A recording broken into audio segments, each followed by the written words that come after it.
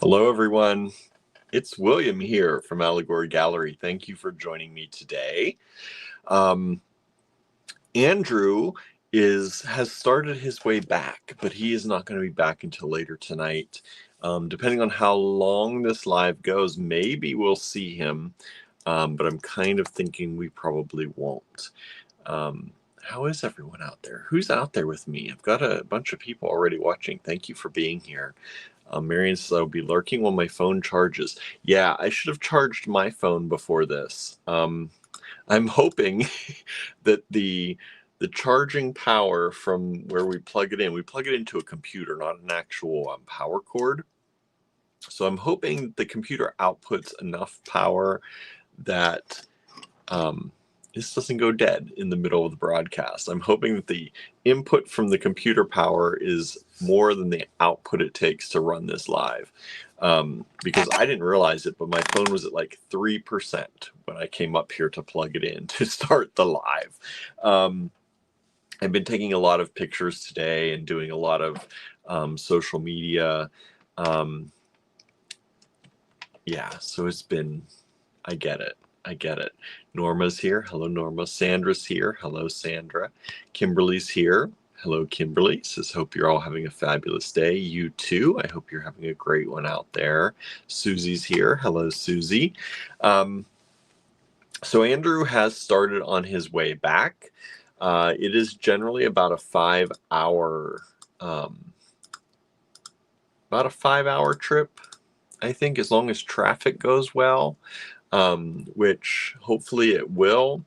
I just realized I didn't share this. I'm going to share this into the group because I don't think I did that today.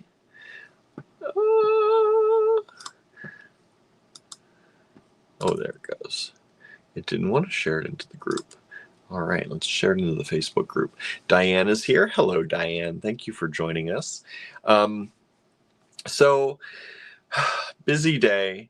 Trying to get back into the swing of things. I worked on a lot of things here around the house. Went up to the cottage for a little bit, worked on some things up there. Yeah, I feel like I didn't, those days that you feel like you didn't do a lot, but you did a lot. It just kind of all ran together. But I'm excited Andrew's coming back home, and that'll be nice. And we have some surprises we're planning. I spoke with some people today about some things that we're planning with some other friends of ours. So I don't want to say anything yet because I don't have all the details and we didn't narrow down all the details, but that's going to be fun if it all works out. And yeah, a lot of organizing and a lot of messaging today. But yeah, that's been my day. How are you all doing out there today? Today we're going to do another Loose Gemstones show. Y'all seemed to really like that last night, and I said I have a whole box of stuff, and I do have another 40 lots that I'm going to go through today. So I hope you like these today as well. If you missed yesterday's show, we did Loose Gemstones. I had originally thought I was going to turn it into here's some loose gemstones I'm going to make into bigger lots and sell them that way. But we ended up doing pretty much everything loose. And so I'm going to keep doing that mostly today. So hopefully you like that. It really gives, I think, people a chance to get things sometimes that are more expensive as a whole strand, so you don't have to buy the whole strand. If you want different kinds of shapes and styles, you're not stuck with a whole strand's worth of that shape if you end up not using it or not liking it. And the price is much more affordable and you can get a better selection. If you know us, we're a small business, and we often prioritize diversity over quantity. And I think that's what I like about these shows too, is that it allows everyone to do that. You can choose a diverse amount of beads, or diverse colors, diverse shapes, diverse kinds, and you can pick just a few here and there, and then you can make up kind of your own package of stuff. So I think it's really cool. Susan's excited about my pottery. Me too. I have been talking about these little, I've actually just been hinting about them. I finally showed them yesterday on my reels and stories and all that. And I've been making these little dishes. And they are something that I'm just trying out. I tried some different glazing techniques with them, and I have no idea how they came out, and I was concerned about how they're going to come out. But my pottery teacher commented she knows that I'm a little bit anxious about them, and they went in the kiln last Wednesday, so I figured they'd be out for this week. I knew they'd be out for this week, but I didn't know how it went. And she wrote back and said they're really cool, and I'm going to be really happy with them. So I'm excited to see how they came out, because I have something special I'm going to be doing with those. So I'm really excited to see, and I hope they come out really well. Let's see. Susan has joined us. Hello, Susan. Thank you for being here. Our neighbor Susie is here. Hello, hello. Yeah, so it's been a busy day for me. How's it been for you all? I don't think I had anything to eat today. I'm trying to think if I ate today. I don't think I did. At one point, I think that was last night. I was like, I had a peach and an apple, but I think that was last night. I don't think I ate anything today, which is not unusual, but I'm a little, I've been trying to eat a little bit more in the afternoons. It doesn't go very well most of the time. I end up getting busy and then just forget to eat. And obviously today, I can't even remember if I did. So that probably means I did not. I did run to the grocery store, and I had to go to the grocery store. I had to go to the bank. Had a bunch of things I had to do today, and picked up a few groceries. I think since Andrew's coming home, I'm going to make some like fried potatoes and eggs. I accidentally left like a half dozen eggs out on the counter the one night. So the night that I fried the zucchini, I had the eggs out, and I thought I cleaned everything up. Like everything, sometimes you ever just totally somehow miss something? Like they were like the only thing sitting on the counter right there. And somehow, no matter how many times I went into the kitchen that night, I missed them being there. And so I left the eggs out, and I was mad at myself because like our eggs here in the US are not meant to be left out. They are cleaned. They don't have the natural protective coating. So people in other countries who might be watching this, they're like, so what? You left your eggs out. In other countries, they do leave their eggs out because they're not sterilized the same way or cleaned off the same way. And so they're safe to leave out. But here, they are not. And so I had to throw out a bunch of eggs, and it made me crazy because I don't like to do that. But I read they're like, you can leave eggs out for like 2 to 3 hours, but after that, especially overnight, they're like, do not attempt to eat the eggs.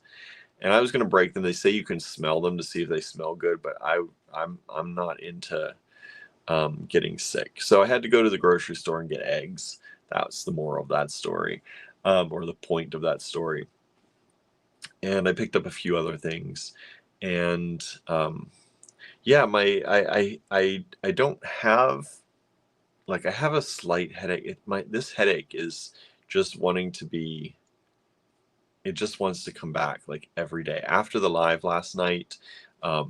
However I sit or whatever I'm doing when I'm doing the live, I don't know how it is, but my left side gets very tired. It's like I'm constantly like bracing, or I don't know what it is, but my left side always gets very tired from the way I sit or the way I lean or the way I hold things. I haven't figured it out. But if the live lasts too long, I often end up with a very sore left side. And that's the side that's been hurting me. That's the side that's been giving me migraines and headaches. And so after the live last night, I was really, really not only worn out because it was a long live, because I talked a lot longer than I thought I was going to in the beginning, but I ended up in a little bit of pain and with a headache last night. So I put some stuff on, took a few pills, and kind of just relaxed afterwards. And today it's still kind of there. It's much better, but just before the live here, I was just resting on the couch a little bit with Ida Bell. Ida Bell comforted me. She did this up and down my stomach, help my digestion, I guess. She felt something, and then she laid there with me for about 15 minutes or 20 minutes. We just laid on the couch together. But yeah, that's been my day, trying to not let the headaches come back. Kimberly says you may need to see a chiropractor. You might be out of alignment. Yeah, I was seeing one, and then things kind of felt okay, and I was fine. He helped this side completely, but this side's now acting up. So, but I really don't have the money right now for that. So that is that. Sometimes things have to be picked and chosen, and I can't do that right now. So it's not quite a lot of money, but it's enough that I don't have it right now. So whenever we do, I'll try and schedule another appointment and try to get that work done. Diane says, find a friend that has chickens. I get fresh eggs every week that have not been washed, and I leave them out about 2 weeks. Yeah, our friend Jen, she used to do, when we met Jen met Andrew in the store when, many of you don't know this, or maybe you do. When we first started Allegory Gallery, I had another job that I worked full time, and Andrew actually started the store. He started in the physical store. You rarely see him in the physical store now, but he actually ran the physical store for the first 4 years and really got it up and going and got things running. And he had met Jen, and she was wire wrapping, I think, at that time still, or beginning it or learning it, but she came in and was they started trading eggs for beads, or trading, after a while it was eggs, and then she would get a discount on beads because she would bring in eggs to Andrew. So that's kind of how the friendship started with Jen, and we've been friends ever since. And she used to have a bunch of eggs and a bunch of chickens, but over time, her chickens have either gotten older or a lot of them have been killed by animals over time. And so I think she's at the point where enough of that has happened that she really doesn't want to have a lot of them anymore. It's very sad for her when something happens to them. So she used to be our egg supplier, but not so much anymore. So I do have some other friends that do chicken and duck eggs, and I could possibly get them from them, but yeah, we'll see. Let's see here. Susan Smokey and I did that today. I was having pain issues, and I think he knew. Yeah, they know, right? They definitely know. Gertie was running up to check on me, but she is a little wiggle worm. Like, she does not like to be held for very long. So she would come up and look at me and smell my nose and check my breathing like she does. And she would sit with me for a little while to get some pets, and then she's out of there. Like, she doesn't like to feel, I think, tied down too much. Whereas Ida Bell very much likes to be close to me. And she's very sweet when she does it. Like, she'll come up and she'll cuddle real close, and then she'll push her body into me. Or a lot of times, like, I was sitting with my hands on my chest, and she will sit there, and then she'll nuzzle her nose like halfway under my hands. She's really sweet. But we didn't have a long time to sit together, but it was really cute that she came up and did that. But she's also the alpha, so she's very much like, if there's any noise that happens or goes on, she has to get alert, and she has to check it out. So it's sometimes not as easy to relax with her either. And at one point, Gilbert likes to chase Gertie around. They're kind of both on the low end of the totem pole, I guess, or the low end of the hierarchy. And I think they kind of fight back and forth for the lower end. And so Gilbert will chase her around, but as soon as he starts doing that, Idabelle and Tallulah come running to her defense, and they get in between Gilbert and Gertie. And so that happened too. He started kind of chasing her into the living room, and she ran over there and chased him back away. So it's pretty cute that they stick up for her like that. And it's, as cats get older, they seem to sometimes lose that brotherly, sisterly love, but so far the sisters have not. They are still pretty close to one another, and they still groom each other, and it may be a difference between boy and girl cats too. We've had mostly boys, and they tend to, after they turn like 1.5 or 2, they tend to kind of go their own way a little bit, because Gilbert and Barnaby used to cuddle quite a lot when they were babies. And now that you will not generally catch them cuddling together at all. But the girls still do, and it's still really cute. So how are you all doing out there? You having a good day? It's Tuesday. That means it's trash day. I had to take the trash out today, get everything gathered and taken out for that. And that's pretty much that's my big thing on Tuesdays, is making sure I get the trash out, as much as everything else, I have to do. But if I don't get it out then, so that's one of the few days of the week that I actually kind of know what day it is. Tuesdays and Wednesdays, because I have my pottery class on Wednesdays. And remember, the live tomorrow will be at 3 p.m. Eastern time. Instead of 7:30 p.m. Eastern time.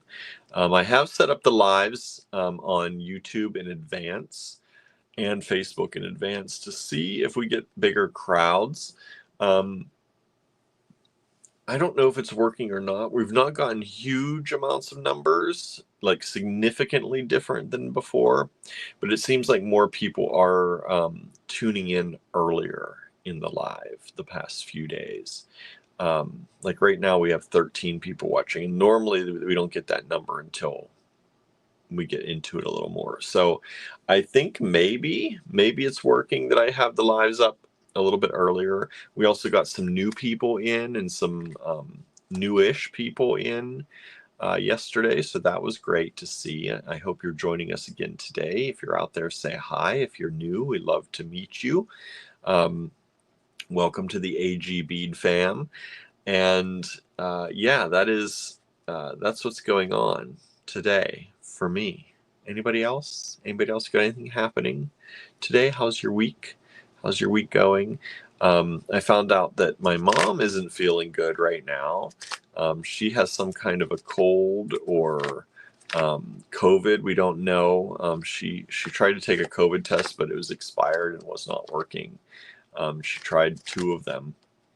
So she may have that. I hope not, but she had a fever last night. And somebody's trying to get in. I tried to feed the cats a little bit before, thinking maybe they would not try and tear up the carpet while I'm doing the live. But so please feel free to send some good energy to my mom. She's feeling much better today, and but I guess last night was kind of rough. She had a fever most of the night, and chills and all that terrible stuff. So Norma's Mischief and I were at the vet first thing this morning to get an antibiotic shot for another eye infection. It It's the other eye this time. The veterinary are at a loss as to why this keeps happening. That is so strange. Mischief doesn't have like FIV or anything, right? Because I know that can sometimes cause issues. Because my mom's cat, she has to watch, he does have it. And I mean, he does really well. He's doing very well. But they always say that it can cause more infections or things like that easier. Angela's here, says, happy I caught you. We're at the same time almost every day, Angela. You can catch us anytime. I'm glad you're able to catch us too. But I always like to say that because it makes it sound like we're running. It's either 3 o'clock now, usually Wednesdays only, sometimes Fridays when I go live from the store, but every other day 7:30. We don't really change that too often. When Andrew's away, sometimes it does change because I have schedule, but I put all these out in advance.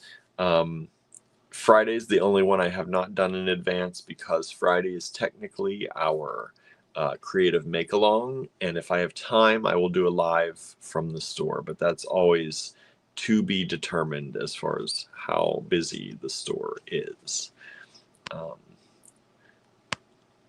Let's see, Vicky says we've been seeing a lot of COVID and strep at work lately. My brother apparently, and that's where my mom may have gotten it from. My brother, he ended up with something like a head cold, and then as the fever eased up, he ended up getting a sore throat. So I don't know what the current symptoms for the most prominent COVID variety is right now. But thankfully, knock on wood, I've not had to worry about that in quite some time. But yeah, I think a lot more people are seeing COVID. Well, people just aren't, we're not being as careful as we were before as far as when we're in crowds and things. I've hardly ever see anyone masking up anymore. So yeah, I mean, for good or for bad, I don't know, but there are still some long-term effects, I think, from COVID that people are getting from the strains that are still out there, and it affects different people differently. So yeah, everybody just stay safe. Nobody wants strep either, for goodness sake. Norma, sorry to hear about your mom, sending her healing energy. Thank you. Norma says, no, she's extremely healthy for a 16-year-old cat, except these eye infections this last year. That's so bizarre. Hopefully you get it figured out, whatever is going on. Get them fixed up. Sandra said, here, a lot of people are masking up. Oh, really? That's good. I would not expect that, but that's good. Here they are not. Every once in a while in the grocery store, I'll see 1 or 2 people going, like if I go to Walmart or a grocery store, there might be 1 or 2 people masking up, but for the most part, people are not doing it around here. I can't say much. I'm not either, but I also, I'm not around a lot of people, to be 100% honest. When I go to the grocery stores, it's not like there are a ton of people out there. But yeah, I think people should do what they feel safe doing. And if they need to mask up, especially if there are more and more outbreaks happening in larger areas. We're a pretty small area here, so we don't have the kind of population. If I was in a city, more populated area, I probably would mask up a lot more often going out to places, just because it's I don't want some of the very long-term effects. I don't know if I've gotten any of them from the first bout or 2 of COVID that I had, but I definitely don't want anything else for sure. Michelle is here. Hello, Michelle. Thanks for joining us. Yeah, so we're going to do loose gemstones again tonight. I have another 40 lots for you all. Like I said, people seem to enjoy them last night. I hope you enjoy them again tonight. And then tomorrow we'll do the live around 3 p.m. Eastern time. I'm not sure if Andrew's going to be around for that, because his original plan was just to kind of do a layover, do some laundry, and then head back out. So you may or may not actually see Andrew. We'll see what's going on. Who knows? I will at least get to see him for a little while, which will be good. And the cats will get to see him for a little while, which will be nice too. But yeah, I'm trying to think. I thought I had something else. I'm like racking my brain right now because I thought there was something else I wanted to talk to you all about. And then I have totally blanked. I think when I laid down for that little quick shut-eye kind of meditational nap, it kind of blanked out my brain. You ever do that? You ever get so like I didn't get into a deep sleep because it was really only 15 or 20 minutes, and it takes me that long just to like usually relax enough to even get comfortable. But I've been trying to do more meditating on a shorter basis, just like like when I drive somewhere in the car, I'll sit in the car in the end when I get somewhere and for 5 minutes just close my eyes and kind of relax. And it's amazing how long 5 minutes is when you are trying to force yourself to relax.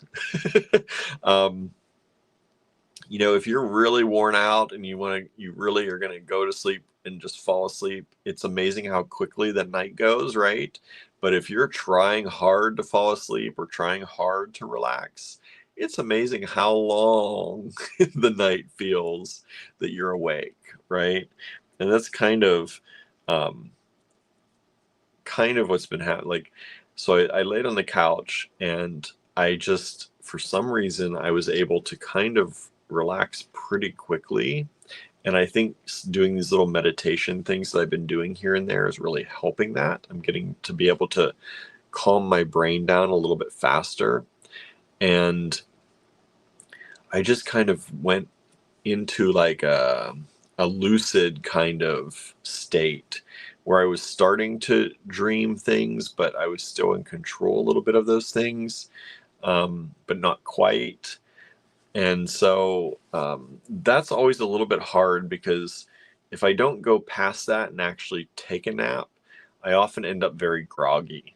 And it kind of feels like I did that. I'm like in a fog a little bit. So you can maybe tell, maybe not. Maybe I'm carrying it on just fine, pretending through just fine. But I'm a little bit, my throat definitely feels it. I haven't talked at all today, other than to a few people at the bank and the grocery store. And to the cats, but I talk to the cats in a very soft voice. So for me now, I can feel my throat feels tired, a little bit gravelly, whatever that word is. Let's see. Norma says make along. Yeah, we talked about that here a little bit. Make alongs on Friday. And yeah, I don't know. I'm trying to think what I was going to talk about, but I already mentioned the make along earlier. It's going to be on Friday, and then maybe I'll do a live during the day. But that's it. I don't know. Who knows? There's still a sale going on in our online store. So if you want to save 20% off in the online store, that is still available using discount code thank you. So you got to put in there, thank you, all one word. And you'll save 20% off every single thing that's available in our online store right now, which I think is a really good deal because there's a lot of good stuff in there if you take the time to go through it. And even use your search to go through searching for things. There's a lot of good stuff. Search vintage, search antique, search, Czech, search the keywords, African. There's a lot of stuff in there. Search the kind of gemstones you're looking for. Michelle says it's PT day, so we'll be on until she shows up. Nice. Hopefully that's going well. Norma said, oops, missed that. Yeah. Don't miss it. Join us. 7:30 p.m. Eastern Time. Instead of the evening live, we will have our creative make-along this Friday, the 22nd. So that's where we get together on Zoom, if you don't know. Get together on Zoom and we hang out and we make stuff together. If you want to make stuff. If you don't want to make stuff, you can organize stuff. If you don't want to organize stuff or make stuff, you can just hang out. But it's fun when people are making things. I don't know what I'm going to be making yet. I have the week to decide that yet. But it's good if you have a project and we just kind of hang out and chit chat and we make stuff together. So we'll see how it goes. The Zoom link is on our blog. There's a blog post that talks about the Creative Make-Along. The link is there. If you have the link from last time, that link is still available. It's the same link every time. So you can, if you have last time's, I sent out email reminders. If you have any of those, you still have the link.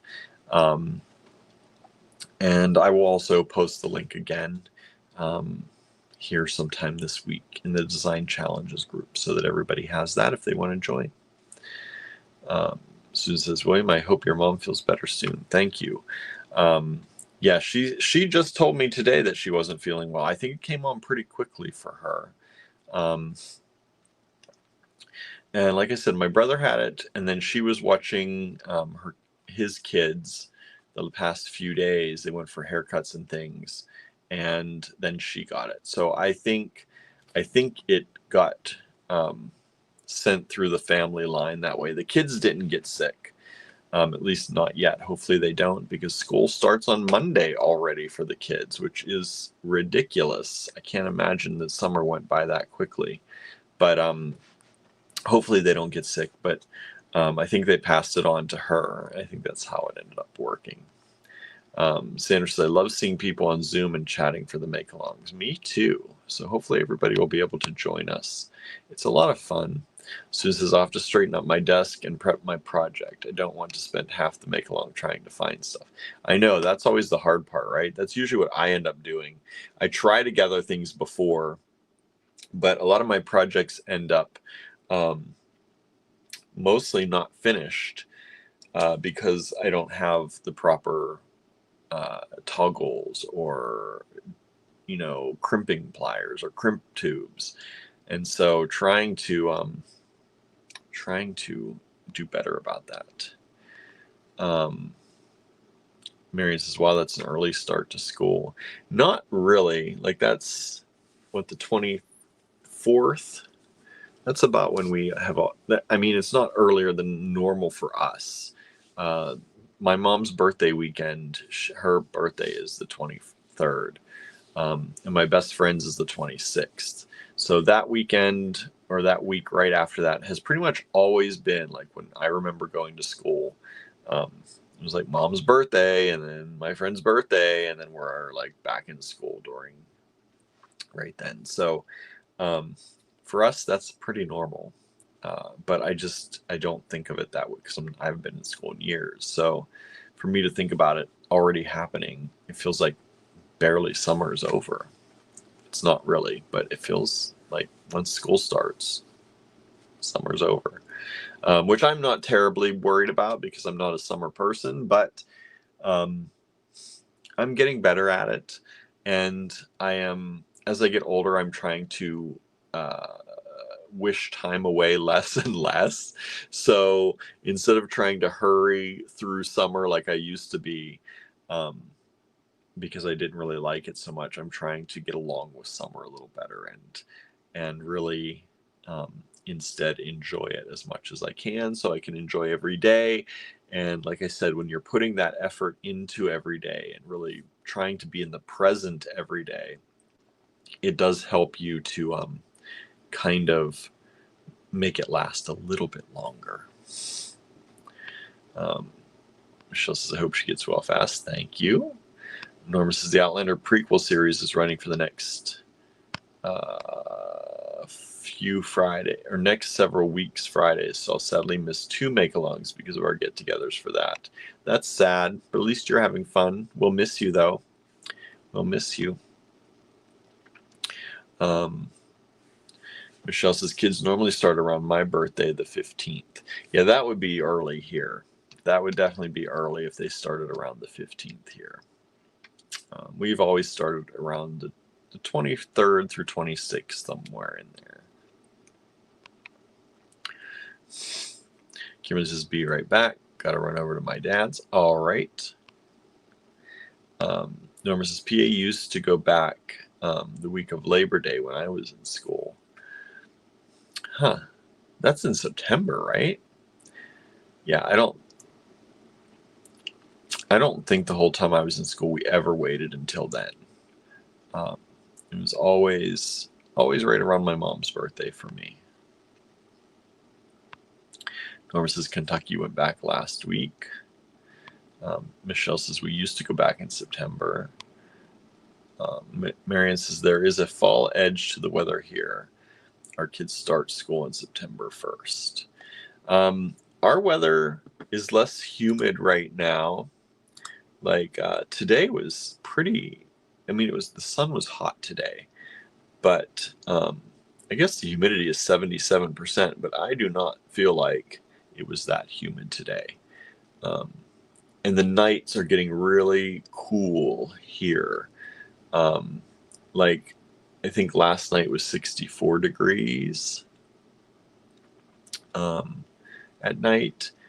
Tonight's supposed to be the highest at 67 degrees. And then we're going to drop into 65, 60, 58, 55 in the middle of next week. And we're going to have some 76, low 70, mid 70, up to 80 degree days, and like 50s at night, which is, that is starting to head into fall weather feeling. And you know, my favorite thing is a long fall. So if summer wants to, you know, give up and let fall take over, I'm okay with that. Let's have a long fall before we get into winter too.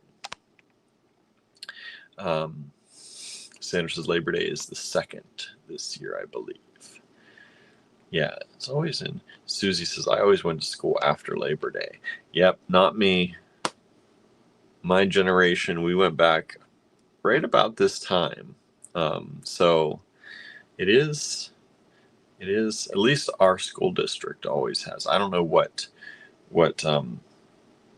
happened before that, but I mean, I went to school 80s and 90s, and it was always pretty much August, the end of August. Susan said the kids here are mostly back. See, that's early to me. Norma says we're supposed to be in the 70s for the weekend. Today was 94, but it's the last day in the 90s, thank goodness. Yeah, we went up to 81 today. And we're supposed to have one day next week. Actually, this weekend, it's going to be 83. Saturday is supposed to be 83. And that is an event in Johnstown. They are doing Bard Stock in Johnstown. I think it's the first year of Bard Stock. We didn't get in early enough to get a permit to have a booth, unfortunately, because we just weren't sure what all was going on. But I want to try and get down there for it. One of our friends is helping to put it together, and it's about poetry and spoken word and short stories and that kind of thing.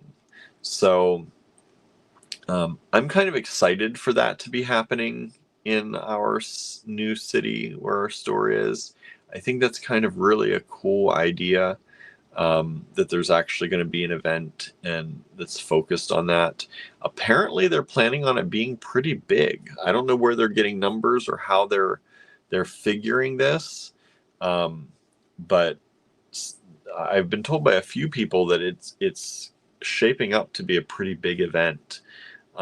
So I'm hoping to get down there and maybe scope it out a little bit and see what happens, what's going on. So we'll see. I don't think, well, maybe I can get a friend to help out at the shop or something. We'll see.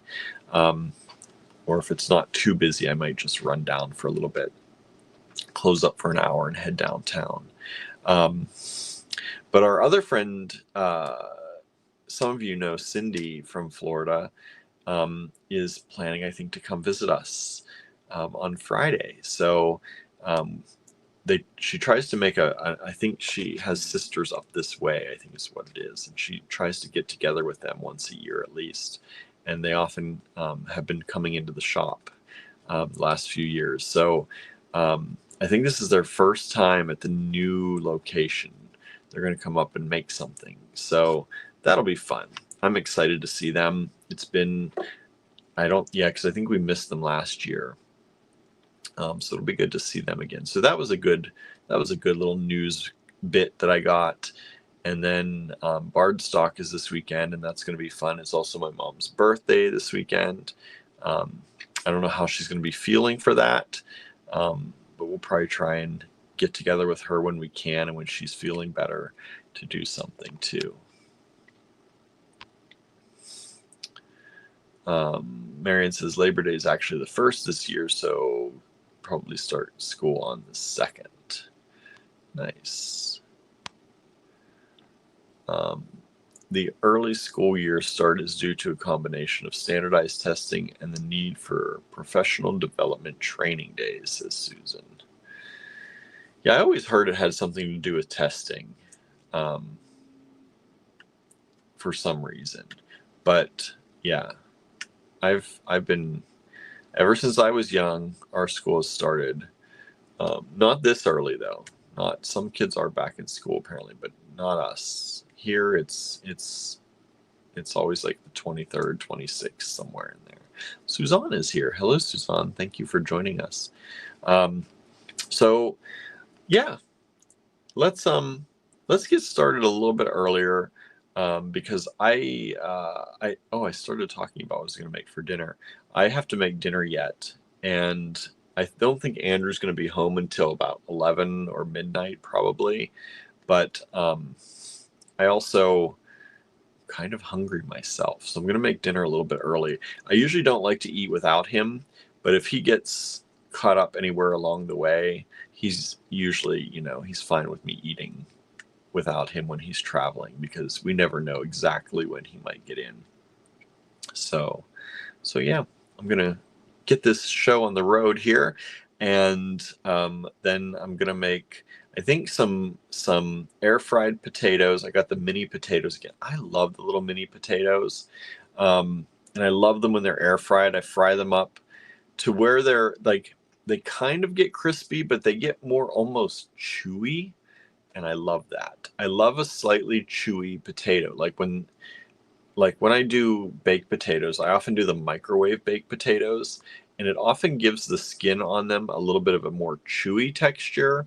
And that might seem weird if you don't know what I'm talking about, but it's such a good mouthfeel, I think. Like I love it. And they tend to get sweeter, I think, that way.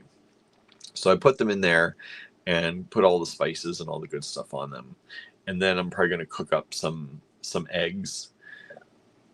I got eggs, I got peppers, I got some mushrooms. So I'm going to make kind of an omelet and then put the potatoes in with all that. And I got some cheese and sour cream and some salsa. And I think it's going to be a good meal. Lots of protein, lots of good vitamins. And as we learned yesterday, the nicotine, right? We were talking about, if you missed yesterday's show, we were talking about how natural foods some natural foods have nicotine in them, and why I might be kind of attracted to those foods, because nicotine has always helped me kind of focus and calm my mind. It's one of the reasons I smoked for a while. And I think that's why I'm drawn to some of the nightshades.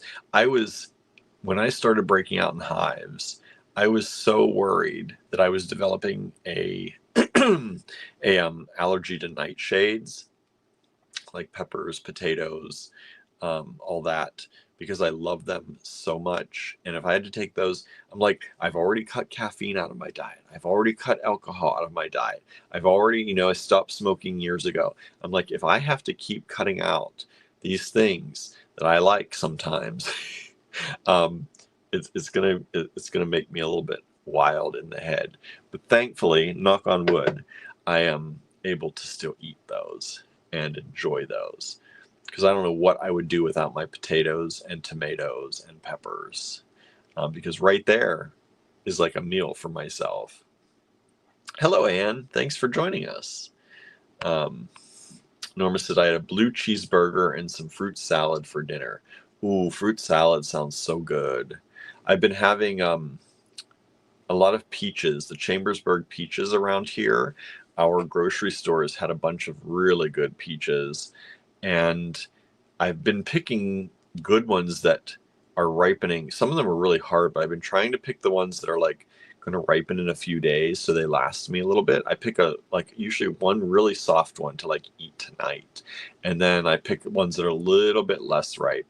And I've been pretty proud of myself. I'm not great at picking fruit and stuff, but I've been pretty proud of myself because most nights I pick just the right peaches and they're really, really good. So I've been doing peaches, bananas, and apples and grapes a lot of the nights, and some combination or sometimes all combinations of those, and kind of making my own. I don't mash them up into a salad though. I really should. I end up just eating them separately. I'll eat some grapes, and then I eat a peach, and then I eat an apple, and then I eat a banana. But yeah, I should mash. That sounds good to have them all together. It really does. And a blue cheeseburger. Is there anything better than that? I don't know. I have not had blue cheese in quite some time.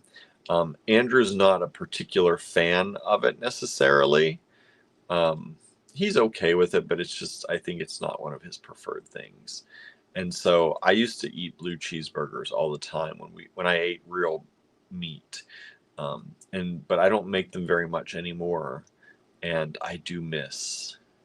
And I don't, as much as fake meat is good, I don't feel like it's the same. It does not taste the same. There's that combination of the real meat and the blue cheese, and it's just so good.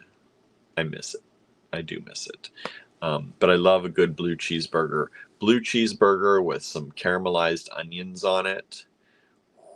That's some good stuff right there. Put on a tomato, a little bit of lettuce. That's some good stuff. Sandra says, boop, boop, boop. I'm making sausage and squash, mushrooms, and sweet peppers. Sausage, squash, mushrooms, and sweet peppers. That sounds good. How are you going to eat that? You eat it on buns, or you just eat it on a plate? You cut it up, and do you saute the sausage, or do you put it in a bun, like a hot dog that kind of thing? Or is it just all cut up and made together?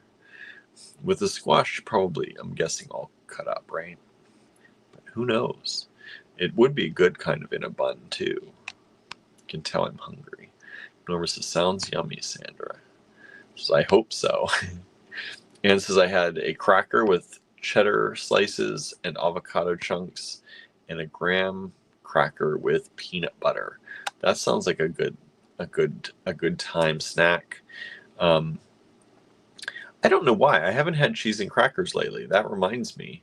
I should have. I love cheese and crackers. I love either Ritz crackers or the Townhouse butter crackers.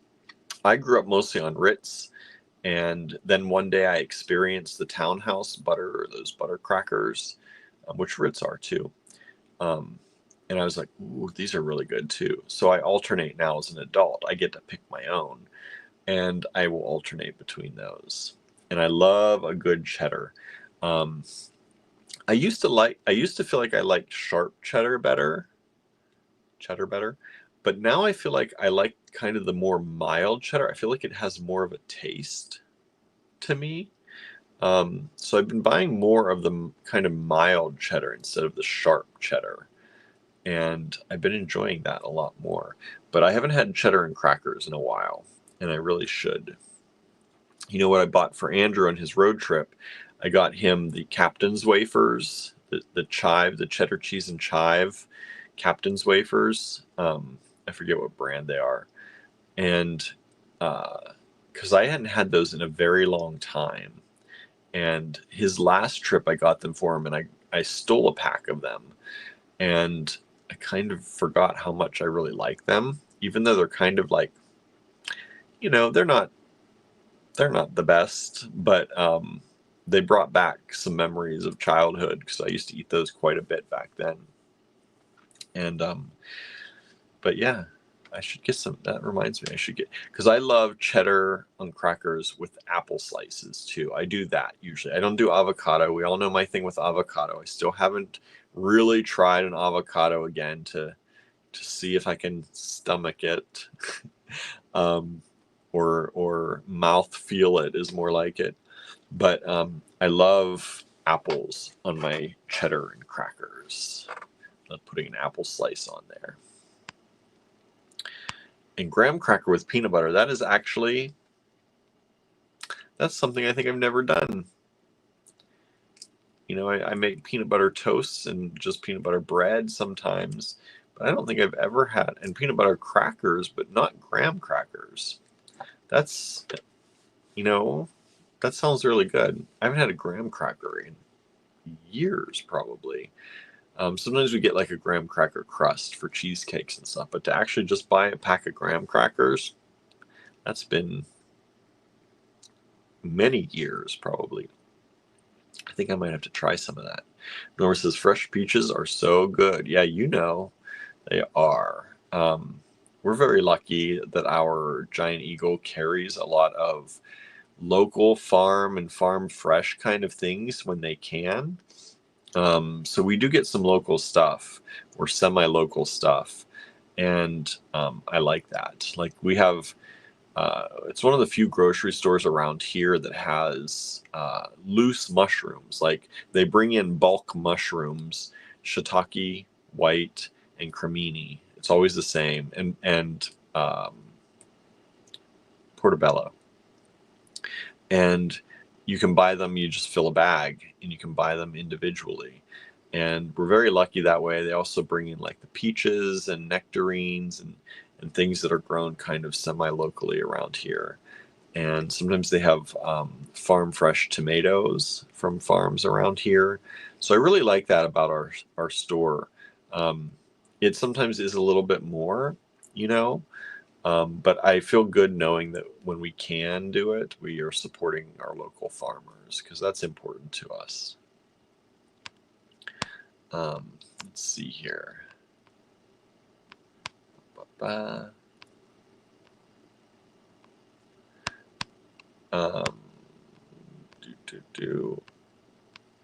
Anna's here. Hello, Anna. Sorry, my comments really jumped. Thank you for joining us. Norma says, I like bananas, oranges, and apples mixed together in a salad with a little orange juice mixed in. I've heard of that. I've never done that. I love all of those things. I love orange juice. Did you hear about the whole thing that they are possibly restructuring orange juice? I guess oranges have to have a particular amount of sugar for them to be able to be called orange juice in the US when orange juice is made. And right now, with whatever is happening, I don't know if there's a type of blight, I can't remember why it's happening, but the oranges are coming up with less sugars. So the orange juice industry is trying to get the FDA and the president to pass legislation of some sort or something that would allow them to call their drink orange juice with less sugar in it. It seems so bizarre to me that there has to be a certain amount of sugar for it to be called orange juice, and that sugar content has to be relatively high. Like they're talking like 1 to 2% less sugar, and they wouldn't be able to call it orange juice any longer. So that's just something that I thought in my mind was thinking of orange juice, because I just read that the other day. And I just never knew. I'm like 45 years old, and I had no idea that orange juice had to be had to contain a certain amount of sugar for it to be considered orange juice in the US. So weird. You can't just take any orange and squeeze it because if it doesn't have enough sugar, it's not orange juice. So weird. Anyway, I've mixed those together in a salad, but I've never added orange juice in. But I've heard people do that. Marianne's not a real blue cheese fan either. Roquefort or Stilton, small amounts, maybe. I do love Roquefort. That's one of my favorites. It used to be anyway. I have not had it in a very long time because Andrew's not a fan necessarily of it too much, so we don't buy a lot of it. When I was younger and in college, and when I moved to New York, that was like a staple in my house. I would always have Roquefort in the house. And I enjoyed it a lot, but I don't know if I would like it as much now. But I do love it on a burger. I will say that. Sandra's doing it on a plate. Cook the sausage, cook the squash, mushrooms, and peppers. Nice. What kind of sausage is it? Just regular or a turkey sausage? Or Susie says, I can't give a thumbs up or any emoji. That's weird. I just saw you did a waving hand and it worked on my end. Marianne says, my favorite crackers were stoned wheat thins. I never liked wheat thins as a kid. Never. They were like, I always felt like they were so dry. Now that I'm older, I do like the wheat thins because I like the kind of texture of how they break apart. It's almost like, what's that cereal? Shredded wheat. When I was a kid, I loved shredded wheat. But the way I would eat it was probably very strange. Like we'd usually, because we'd get the big ones. I don't know if shredded wheat still sold with big, or are they all the small ones now? But they used to be big, and I'd crack each one of them in half so they were bite size, and then I'd pour milk on them, and then I would put them in my mouth with the frosted side, and I'd chew off just the frosting on the frosted side with the cold, as the milk was the coldest, and I would chew off the frosting and I'd eat that kind of, and then I'd eat the rest of it. Like that's the way I've always eaten shredded wheat. And now wheat thins kind of reminds me of that, how they break apart and stuff. Susie says, to individual comments. That's weird. I don't know. Other Susie says, I had a little bit of steak with onions and peppers.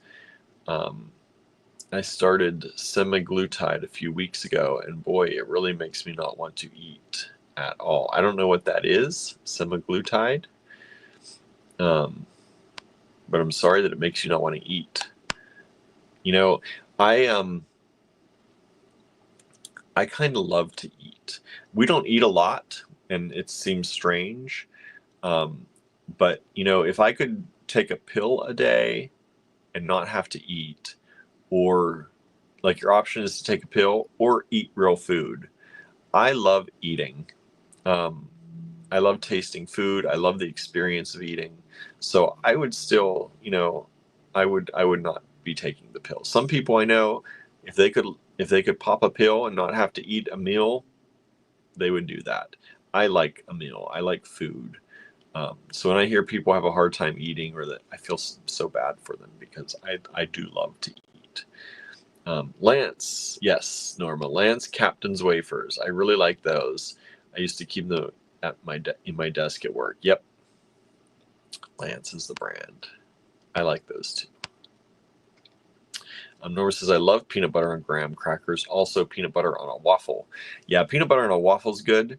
The one thing I have never, ever done, and I need to do it because I keep saying this, I've never had peanut butter and banana. Like Elvis supposedly, I guess, had peanut butter banana sandwiches. I've never had a peanut butter banana sandwich. And I love both of those things, peanut butter and bananas. We almost always have bananas in the house because I buy them a lot, because I like them a lot. Sandra says, love graham crackers and peanut butter. See, it's not a thing I never grew up thinking about graham crackers. And like, are they just graham? Are they like cinnamon graham crackers or just plain graham crackers? Peanut butter on a toaster waffle gets so melty. Toaster waffle? Oh, you mean like a toaster oven? I was gonna say, you're not putting it in like this, right? That'd be like, it'd be terrible. Norma says, I heard about the orange juice this morning. Oh, about them trying to redo it. Yeah, it's so weird.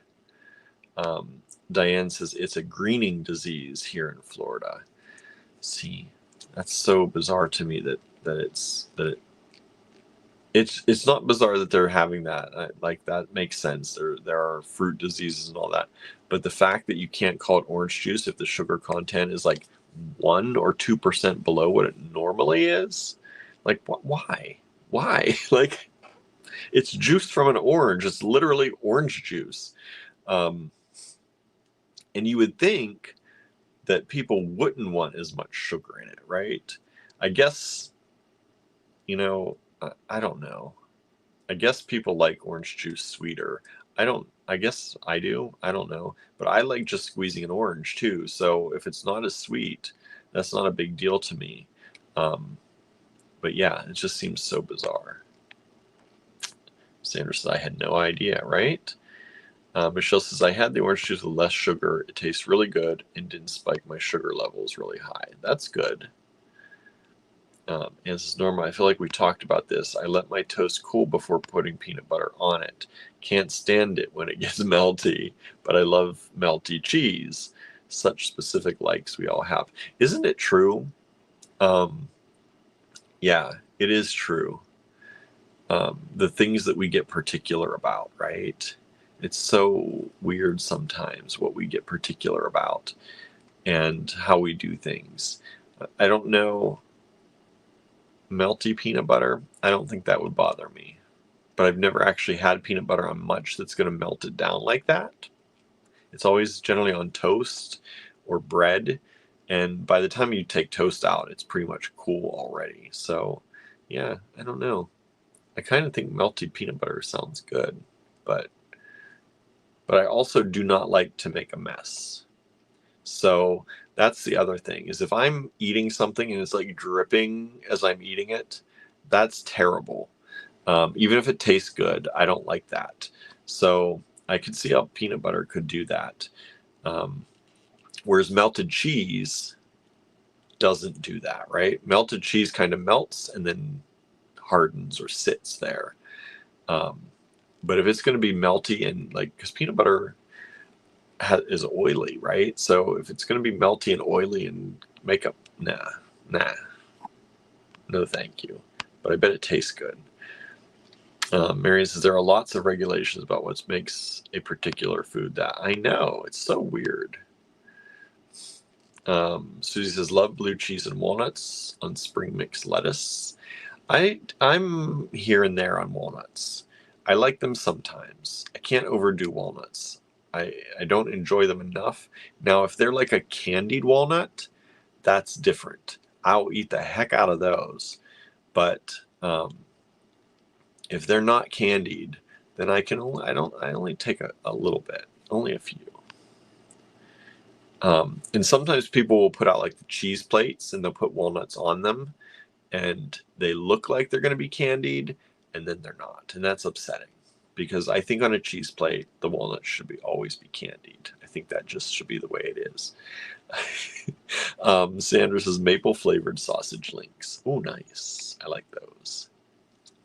Anne says, I would totally take the pill and not have to eat. See, not me. I would rather sit down. I don't always like making the food, but I do because I don't, I am often anxious about work and stuff. And I feel guilty taking time out to make food. But once I'm cooking, I do generally almost always enjoy the process. If I can get myself out of my head about work and about things I should be doing.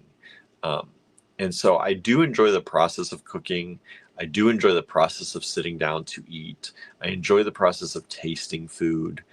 I do enjoy all of that. So I wouldn't take the pill. Maybe there'd be days I would take the pill. But I also know myself, and I'd be like, if I took the pill, I just work more. And the sitting down to eat actually forces me to take a break, which is a whole other thing too. Sandra says, I went to PT today and I was able to walk. So I went to the store and a tray of the mixed vegetables and asparagus too. It's been hard to eat because I haven't been able to stand for long.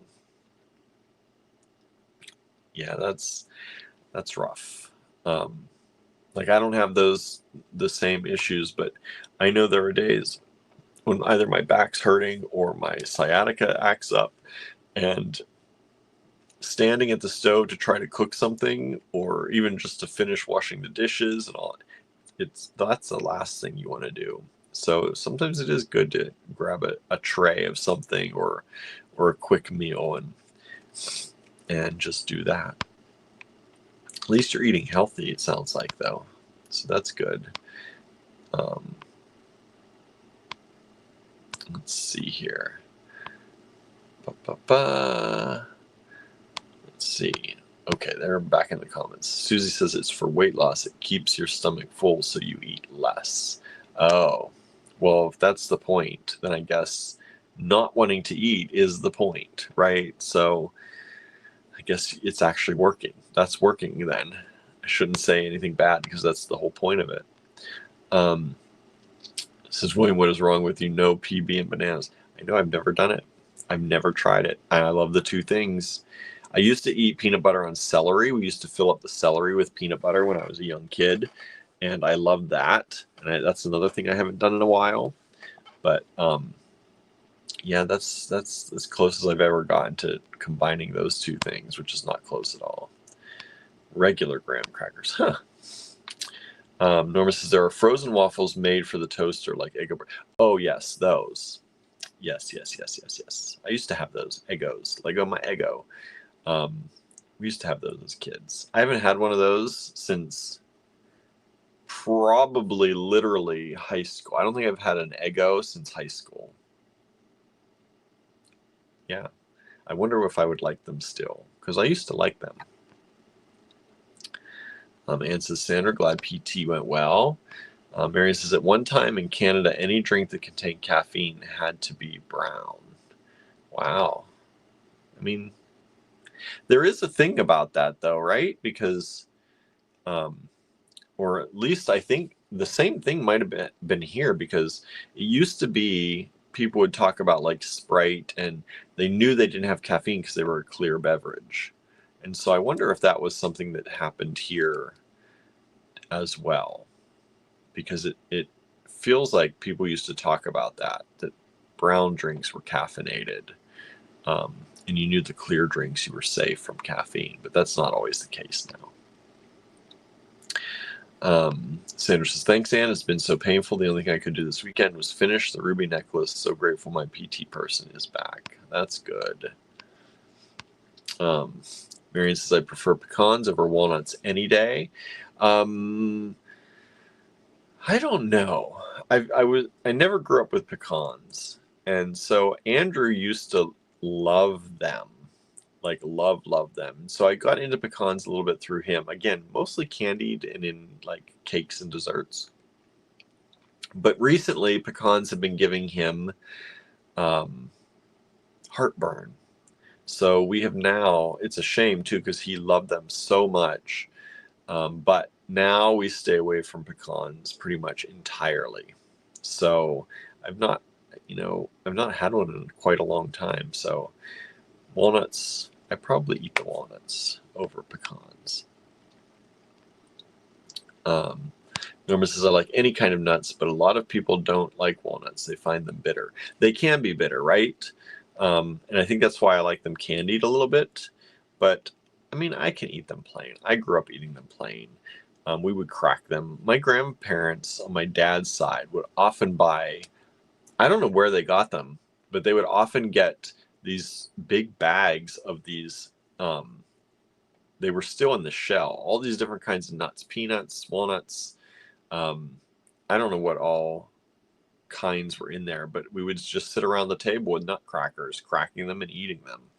And yeah. Sandra says, glad to have something healthy and not fast food. Yeah, fast food is not. Fast food is great when you can eat it and in moderation, right? I love me some good fast food. There isn't a lot of good fast food that's vegetarian, though. I will say that. So that kind of narrows my scope immediately anymore. But I used to love a good burger from any of those joints. Junky burger, get some Wendy's, get some McDonald's, get some Burger King. But one of my very favorite things, and I still miss them, is chicken nuggets.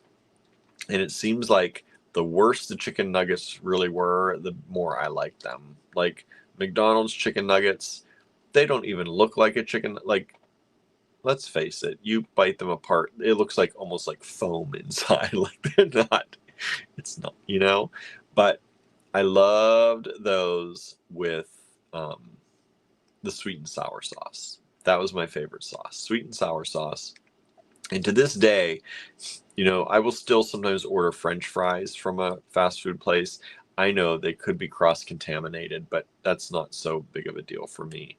I don't stay away from it because necessarily of the meat.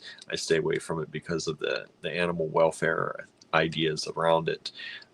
If we could grow meat in a lab, I'd be back to eating meat. 100%.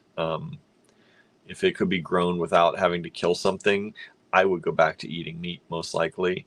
But so the cross-contamination isn't a huge deal for me. But so I will have sometimes French fries, and I will order them with the sweet and sour sauce because I miss dipping in the sweet and sour sauce with my McNuggets. I'd buy like this 40-piece McNuggets, that sometimes 2 of those. I loved McNuggets. Marion says, now I want waffles. I know, right? I just had waffles this weekend, so I'm lucky. Norma says, there's a brunch place here that serves Elvis pancakes topped with peanut butter, sauce, and bananas. I always watch, when people do like the peanut butter sauce stuff, I'm always leery of that because I always feel like it's extra sugary, and I don't like a lot of extra sugar added to stuff. Like even peanut butter around, like U.S. peanut butter is very different from peanut butter in most other countries. I have found. Now that may be changing, but we make our peanut butter. It's not just like peanuts ground up. It's like added sugars and added stuff, and it's very different. And I've had people in other countries, I've known friends and stuff, and they're like, your peanut butter is so much better. But me, a lot of times I buy the like all natural, just peanuts peanut butter. And I kind of like that. It doesn't have any added sugars or anything like that. And so when those kind of sauces, like a caramel sauce, that's why I had Jada's. They do that I showed off that waffle. They call them a slider. The waffle sliders that I had this weekend, where they take 2 waffles, he makes his own waffles, and then they put egg and cheese and usually a sausage or bacon in between. But usually they top it off with a caramel sauce. And I was like, no, because sometimes caramel sauce, that's like super sweet. So I stuck with maple syrup, which is still sweet, but it's not like, sometimes it's too sweet. Like peanut butter sauce, sometimes they just really go at it. So I have to be careful when I'm ordering out at a restaurant. I'm always less prone to getting something like that, because if it's too sweet, they've just ruined the whole thing for me. And I don't want to ruin my pancakes, because I do love a pancake. But it does sound good. If they just put peanut butter and banana, maybe, because I've never had the combo, but I bet it's good. Mixed nuts in the shell aren't as widely available as they used to be, says Marianne. I guess that's the thing, because my grandparents used to always have, and they'd buy them in bulk. Like, I think it was just like, you used to get bulk candy. Our grocery store has now cut out the bulk candy. They don't sell it anymore, which is kind of sad, because they used to sell a fruit mix that I loved. But they've cut out all their bulk candy is now gone. And I mean, I guess it makes sense because it's, it's with COVID and germs and, people don't use this handle, the scoops like they're supposed to. And it's, you never know. I guess it technically is probably a little more dangerous nowadays with people doing whatever they want. But I still think it's a little bit sad because you used to go and get bulk candy. And I think that's like they did nuts too. They had bulk nuts and they just put them in a bag and then bring them home. And we'd work at those as kids. Boy, would we work at the nut crackers and cracking the nuts. But that was part of the fun, right? You had to work a little bit for it. You couldn't just keep eating. But I think it also helped you not eat as much, right? It slowed down your eating and your digestion, so you'd have time to eat. Sometimes we're meant to take that time.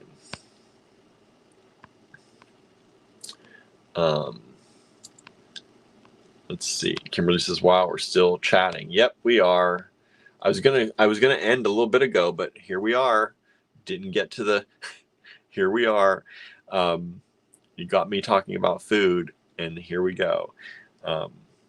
People took over a little while to start talking about what food after I asked, but here we are, still talking about it, right? Pancakes are yummy. We're on the food topic again. Of course we are, right? Kira says, "Not surprised. Love a yummy food talk," right? And says, "I've heard people from China and Mexico that U.S. desserts and pastries are all too sweet." Yes, I've heard that. And I agree with that, to be 100% honest. I am not somebody with a huge sweet tooth.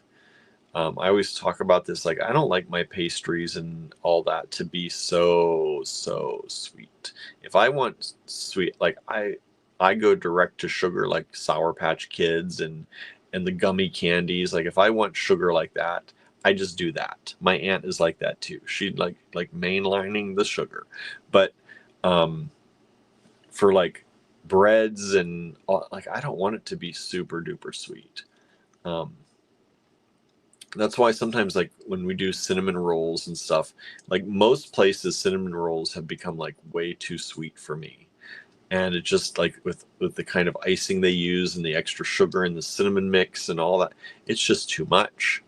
I don't enjoy them as much anymore. Like I don't need it to be crazy sweet. I used to like cinnamon rolls growing up, and I feel like they weren't as sweet back then. Let's see here. Anne says, "I loved the mixed nuts in a shell as a kid." Me too. I kind of wish you could still do that easily, but I don't think I've seen them in a long time like that. Or if you do get them now, it's like specialty, and they're like 10 times as much to pay for those than the other ones. But you would think companies would love that because there's less in a bag, right? They don't have to ship you as much because they take up more space. Kira says, "I had to go get a pot of chicken and dumplings from my dad." Ooh, that sounds good. What are dumplings to you all? We always ask this question because dumplings mean different things to different people, right? Depending on where you come from in the world. Sometimes dumplings are balls of dough. Sometimes dumplings are, I think, like almost like biscuits that are baked on top of the chicken stuff. They call those dumplings sometimes. And then of course the stuffed dumplings, all different things. Same word, different things. I love my dad's chicken and dumplings, and his chicken and noodles are the best. Nice. Chicken and dumplings, yum, says Marian. See, to me, chicken and dumplings is kind of like dough balls in the chicken, like almost like noodles, but dough balls. That's kind of chicken and dumplings to me. But that's not what it means to everybody.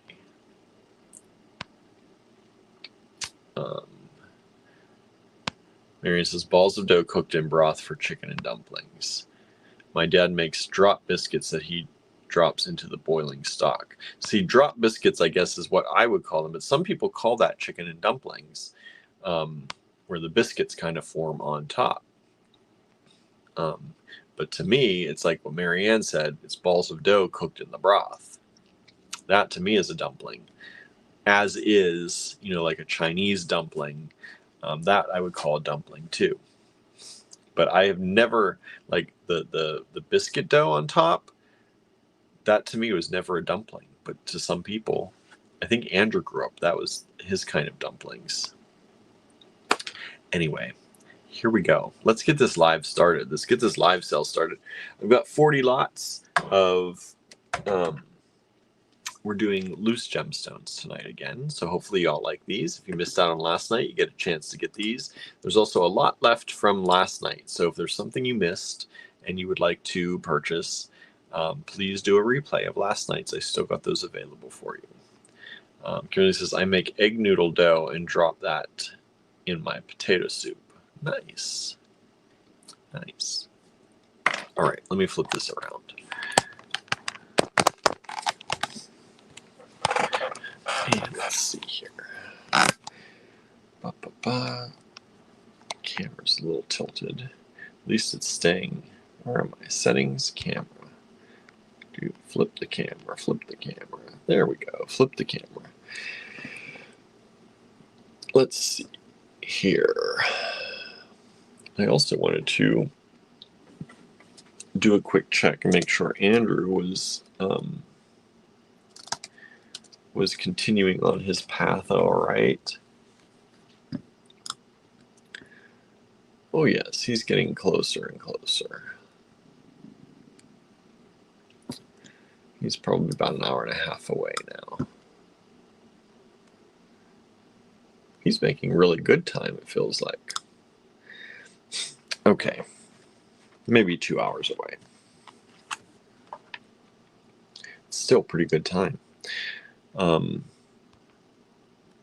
Marianne says, biscuits on top is not dumplings, but things like gyoza are. Yeah, but some people do. Some people will fight you on that, Marianne. Some people would fight you about that.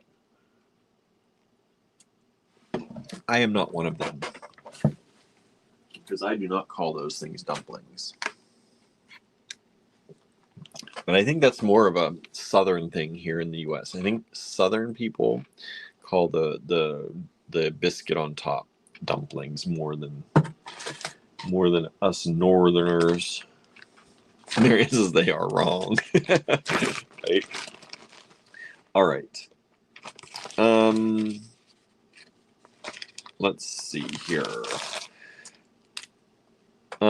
Should I continue with yesterday's numbering system? What did we do? I think I will continue. That was what? LGS.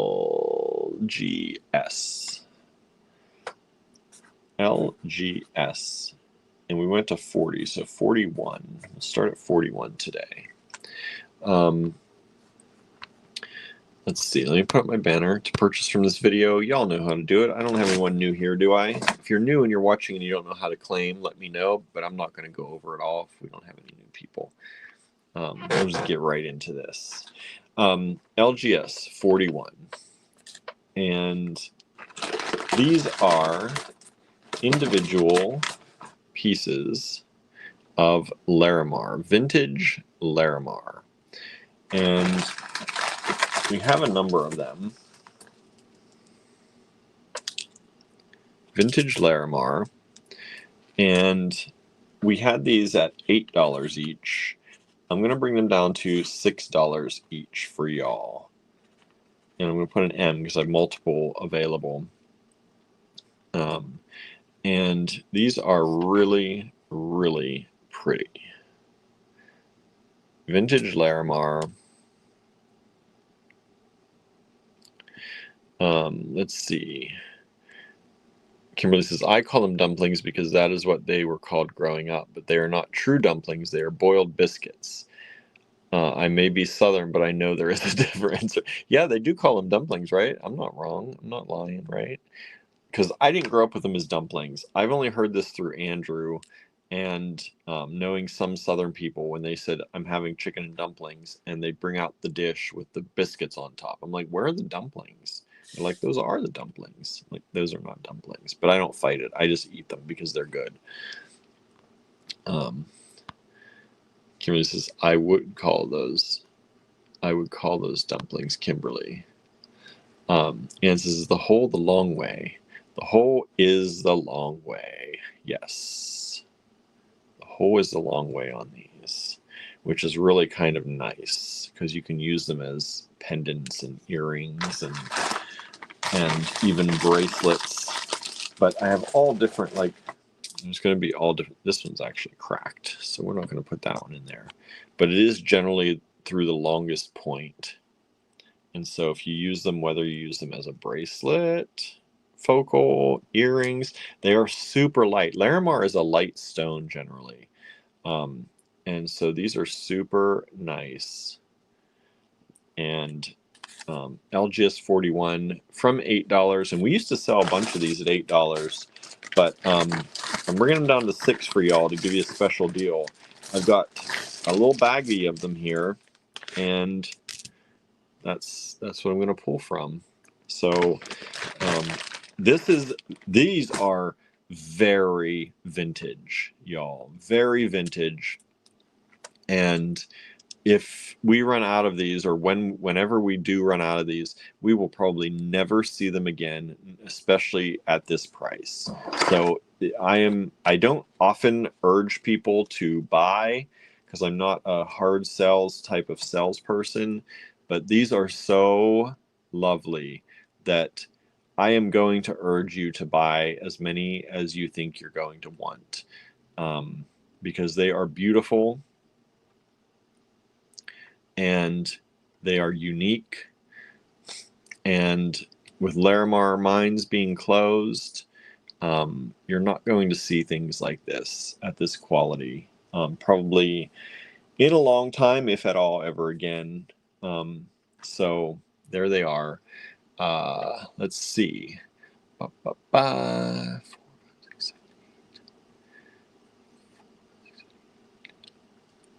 I've sold 14 of them so far. Thank you so much. I do still have some left. Like I said, there goes another 2. So 16 of those. I definitely still have them. Here, I will show you.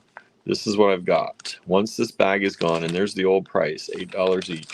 Once this bag is gone, that's it. And you can see they were stranded up, but at that price, it's very hard to sell them as a whole strand. So we took them apart for you all to try and make it easier to purchase this, because these would be a few $100s a strand probably if we actually sold them that way. Yeah, so there we go. Sorry, my ear, I have not driven over any mountains, but my ear keeps feeling like it needs to pop. I feel like I have something in my sinuses. All right, so anybody else want to get in on that, because it is a good deal. $6. Andrew's probably gonna be like, what are you selling the expensive Larimar at $6 a piece for? LGS 42, but he's not here yet. He might be watching on the road, maybe. You never know, Andrew. Okay,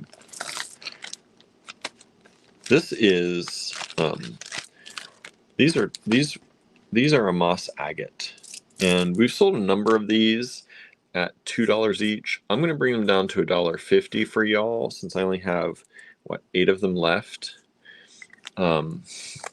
Just kind of, maybe we'll clear them out tonight. I don't know. Tell Andrew best friend price, talk his language, right? Says Ann. Yeah, absolutely. That is definitely best friend price for you all. These are so beautiful. And like I said, some of you may have gotten these. They're a beautiful vintage moss agate. Just look at the color in these. Like, it's a blue-green in a lot of them. And the patterning that's in these. They're a very nice, kind of classy looking drop. And I just think it is so pretty. There are only 8 of them available. They're $1.50 each. Michelle says, don't tell him, don't worry about it, right? Marianne, don't worry about it, Andrew. Kimberly says that is a gorgeous moss agate drop. Gorgeous is right. And I think we've only shown these once before. These are approximately 9 millimeters by 21. 9 by 21 millimeters. They are, I think they're pretty exquisite. For moss agate, you know, agate gets a bad name because there's so many kinds of agates, and people kind of lose touch with it. We've just sold all of these. Thank you so much. They've just sold out. But these are really, really exceptional. I'm just going to put those away because they're sold out.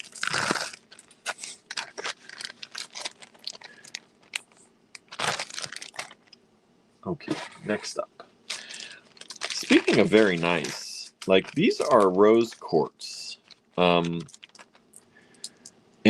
they look different than most rose quartz. Kimberly says, did I get any? Let me see here. 42, yes you did. Yes you did, Kimberly.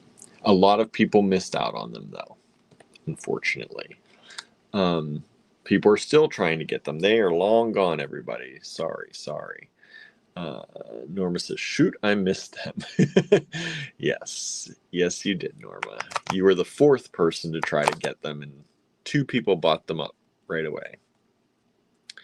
What am I on? LGS 43. I'm going to do these at only $2 each. We used to do them at 3 or 4, and I have 8 of these.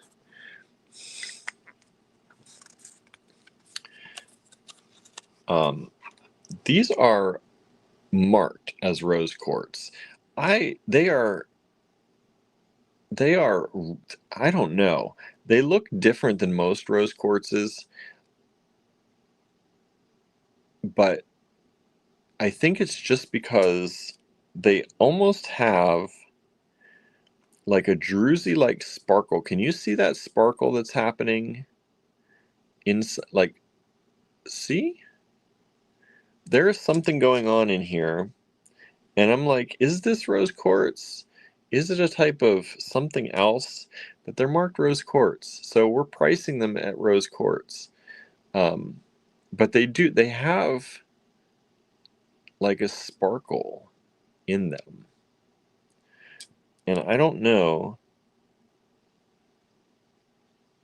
It's so strange. But they're really pretty. And they're like down here, you can kind of, like right now, I feel like on my screen, this reflects the color that they are. Whereas when I hold them up here, they get lighter. But this almost like almost tending toward, I don't want to say purple because it's not purple, but it's like a pinky purple. I don't know. Maybe you see what I'm talking about. But these are about 14 by 20 millimeters. They are drilled lengthwise, and they're just really pretty. For rose quartz, Norma says they don't quite look like rose quartz, but they're pretty. I know. I don't know what else they could be, though. Andrew marked them as rose quartz. And Kimberly says, could they be morganite? I don't think they're morganite, because I looked at that too. And I don't think they're morganite. Because the pricing that we got on them is not, of course, what they thought was. Maybe it is, because they thought it was rose quartz too. But they don't seem to have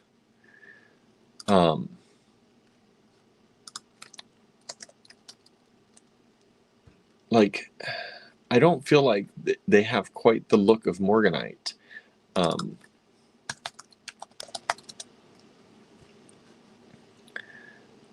And then I was like, are they muscovite? Because muscovite has that sparkle. Oh, my screen.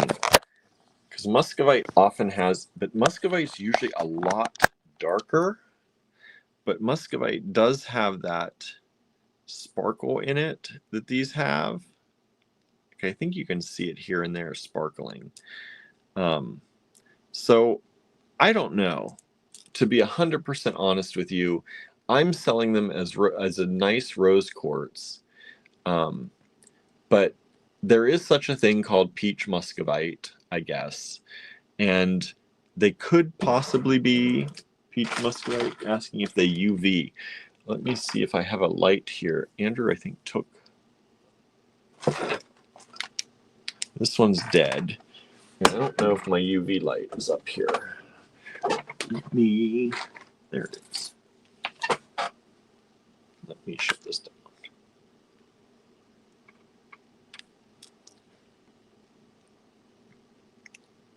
Not really.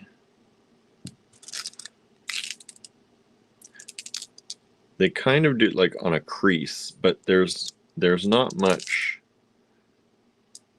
There's a little bit of purpley in there, here and there. I don't know if you can see that.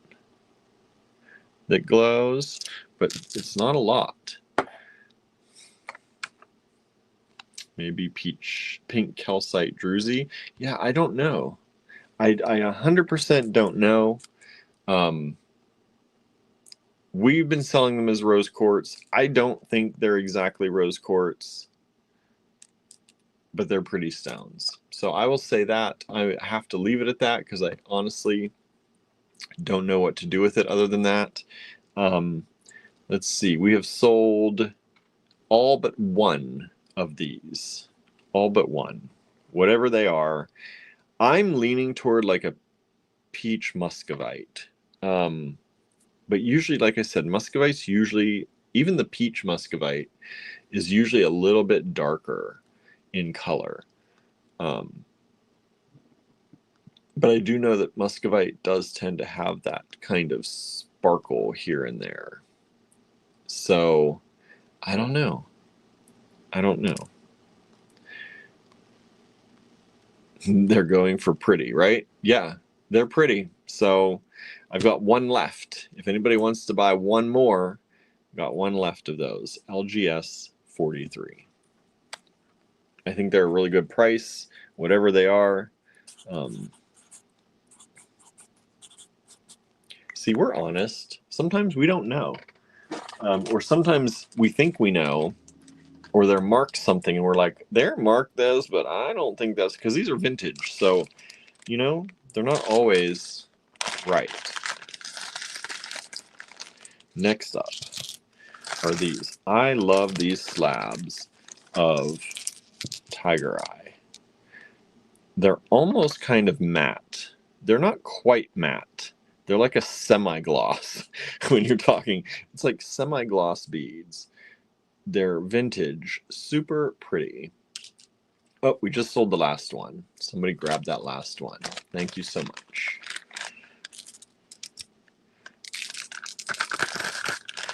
All right, somebody else just tried to grab the last one. Thank you. That helps. So these were $6 each. And I'm going to drop them down to 4 each for you all. 2, 4, 6, 8. 10 of them for the last 10. $4 each.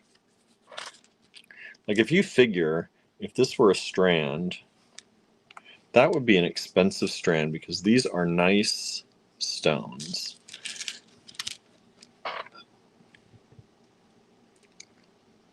And they are also drilled lengthwise.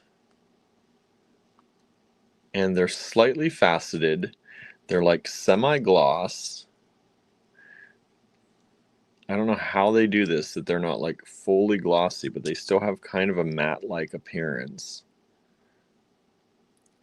And they are kind of really cool. Vintage again. Lots and lots of the banding. That's what I love. Like, I love when Tiger Eye has lots and lots of the banding. When you just get a really nice piece and it's just one big flash, that's nice too. But I love the interest in Tiger Eye. And I think you can do more with it as far as mixing and matching other things. It's easier to pull like blacks in with this if you want to use black beads or darker colors, browns. When it's like this and has the banding. This one actually has a little bit of red banding in there. But look at just how pretty. And as a focal, if you're doing, guys bracelets too. Tiger is one thing that when guys come into the store, I can often show them, if they're not willing to wear just anything, right? But Tiger Eye is one of those things that has that, I guess, I don't know. I don't even like talking about all that because to me it's just a little bit of nonsense. Like we were talking about colors yesterday and how everyone should be able to wear any color they want and any clothes they want. And I think that's with stones, but there's still those there are still people who are like, it has to be masculine enough, and for whatever reason they consider Tiger Eye that. Look at the red in that one on that edge. That's really pretty. This one also happens, the striping happens to run lengthwise, whereas a lot of these are horizontally striped. These two are kind of lengthwise striped. That's LGS 44, $4 each. I think a really great price. Let me give you a size generally. I'll pick one of these. It's 19 millimeters by 29.5. All right. LGS 45. We've sold 2 of the 44s so far. Thank you so much. We're down to 8 of those left. What's next in my goodies? Rhodonite. Who likes rhodonite? This is a very pretty rhodonite. A lot of times you get more of the black in rhodonite than the pink color. This is mostly all the pink color. Not for those of you who don't like pink, but some people like it. Rhodonite, and these were $3 each. I'm going to bring them down to $2 each, and I've got 6 of them available. And let me show you these, how pretty this color is. Look at that color. They've all mostly got a little bit, I guess I shouldn't say that, because most of these actually don't have much black at all. These two have a little bit of the black in them, right? But most of them are just that really, really, that beautiful gemmy kind of rhodonite red, pink, purple, whatever you want to call that color. But I love these, and they're a little bit of a twisted bead. They would make great earrings. They look, it's almost so red, it almost looks like a ruby, right? Like a nice pink ruby. It's kind of that same kind of color. Sorry, everybody. My allergies have been picking up lately, and I can feel it in my throat. This is about 8.8, so about 9 millimeters by about 19. And let's see here. We have sold 4 of these so far. Thank you so much. There are 2 of them still left. 2 of them are still left. LGS 46.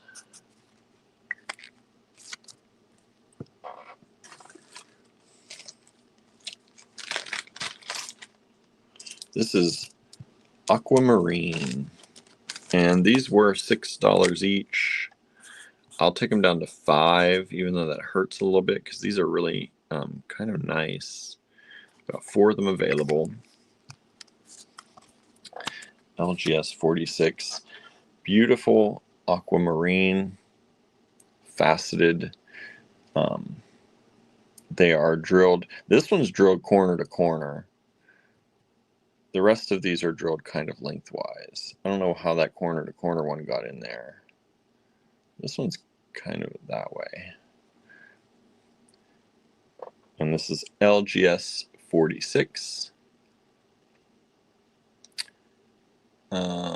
We just got a request for LGS 6. And I don't know if you meant 46 or not, or if you meant 6 from last night. So if you just sent me an email, let me know. If you meant 6, let it go, because I will check 6 for you from last night. But if you meant 46, please send a new email. And these are really nice quality, beautiful aquamarines, and that's LGS 46. Marianne says, I'm going to say goodbye. Good night now. Good night, Marianne. Thank you for hanging out. It was nice to see you again. Hopefully you have a good night. LGS 47.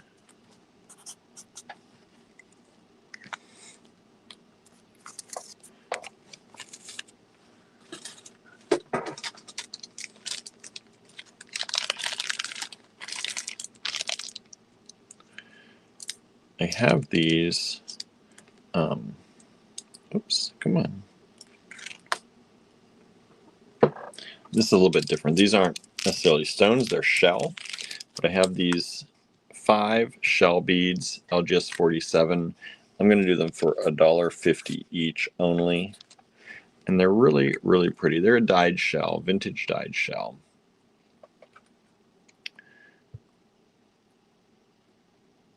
And $1.50 each, drilled lengthwise.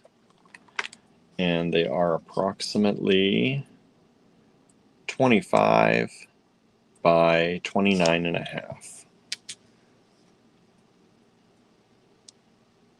Beautiful dyed shell.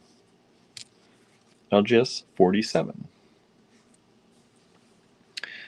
All right, let me put away the Larimar.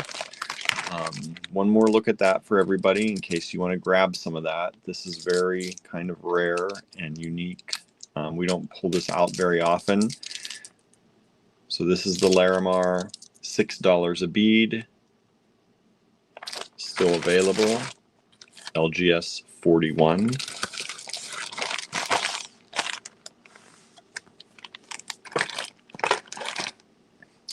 LGS 44. I'm going to make some room here by clearing these out. We still have some of these available. We have 8 of these, I think, still available in the Tiger Eye.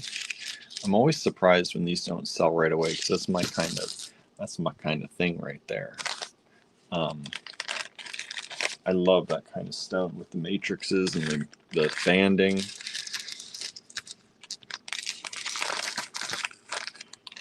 Okay.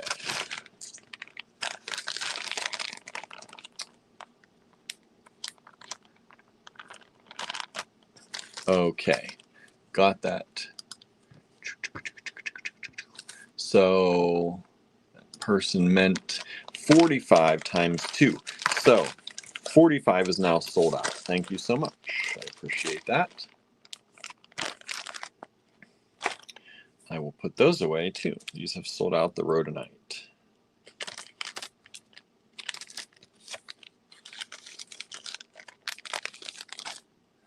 All right, let's move these down. The aquamarine are still available. The shell are all still available. And LGS 48 we'll move on to.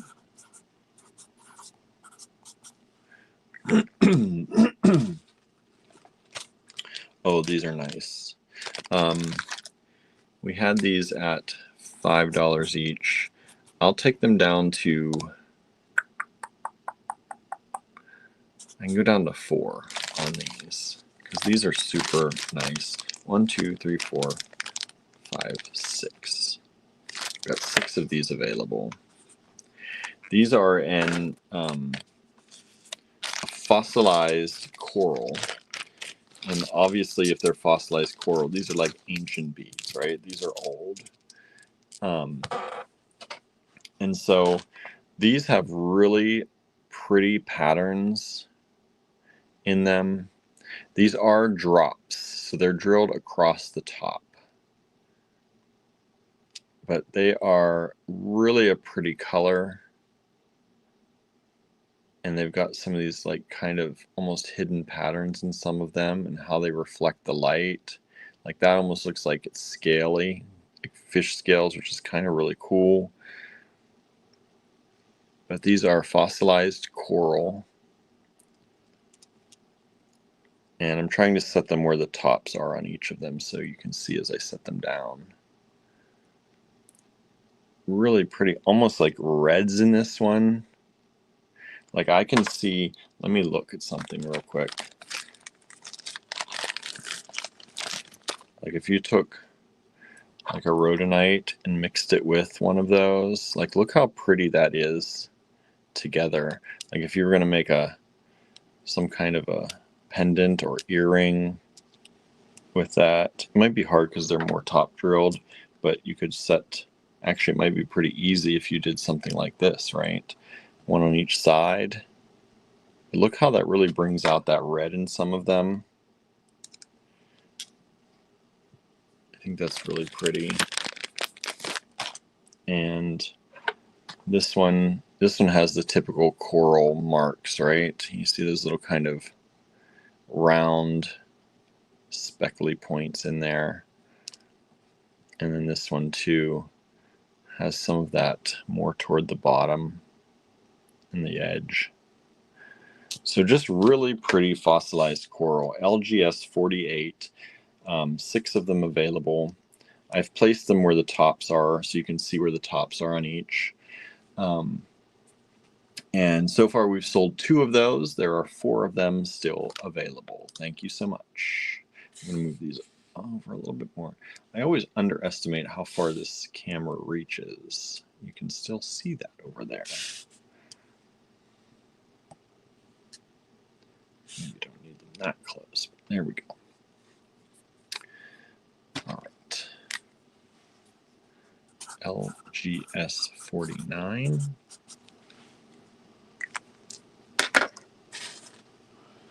I only have 1 of these left. And what did we have? Then we had these at $8. And I'm going to bring it down to this last one, 6 for y'all. Just see if I can get rid of the last one. This is rubellite tourmaline in quartz. Rubellite tourmaline in quartz. It's a really pretty red tourmaline that's mixed with a quartz matrix, and it's drilled top to bottom lengthwise. And it's faceted little nugget. It'd be really nice as a bracelet focal. Could make it into a little drop pendant for something like on a very light chain. Just something a little bit more dainty that way. And it is 14 millimeters by 18 millimeters. Rubellite tourmaline in quartz. Just the 1 left of those. So special price, $6 instead of $8.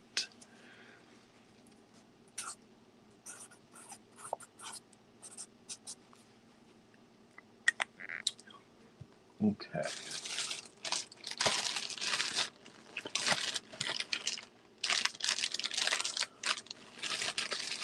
Next up, I have some lemon quartz. Lemon quartz. And I have various sizes of lemon quartz. I actually had to combine a few different bags of it because we had it in multiple places. We had this at $9 a stone, but I'm going to do these at $6 each for you all. And you can decide if you can tell me if you want a larger size. I can't let you pick exactly the stone because I would be doing the spreadsheet forever. But if you want a larger size, you can say larger. If you want a smaller, you can say a smaller. I've kind of averaged the price out to be in the middle. I brought down the larger ones and brought up a little bit the smaller ones, to average everything out. And this is the lemon quartz, really nice quality lemon quartz. Really pretty, drilled lengthwise.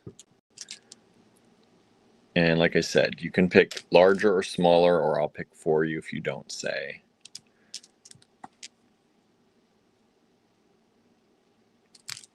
And super pretty. $6 each. 2, 4, 6, 8, 10, 12, 14. I have 15 of these available. All right, we've sold 49. Thank you so much. 49 is gone.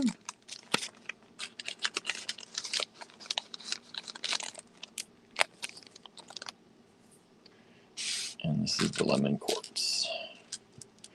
So the smaller ones are generally somewhere around 20 by about 21 and a half. And one of these larger ones, 20 by 33. Somewhere in there. LGS 50 on those. But really nice quality. Not a lot of inclusions in those, which is kind of really cool. As you can see, there are a few here and there, maybe a nick or two on the outsides, but for the most part, they're pretty clear.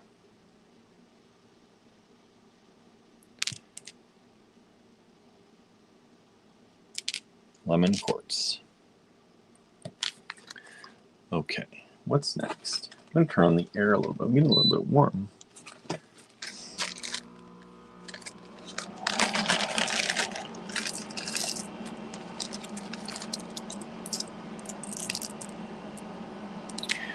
Some more aquamarine.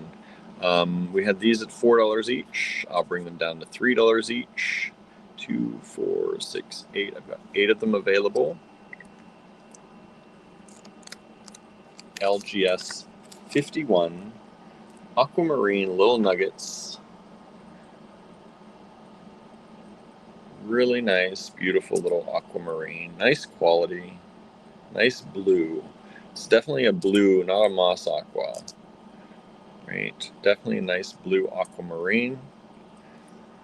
And these are, let me just measure this one, just to give you an idea. They're all different, but about 13 and a half by 16 and a half for that one. And there's 8 of them available. LGS 51, only $3 each. Those make pretty little earrings.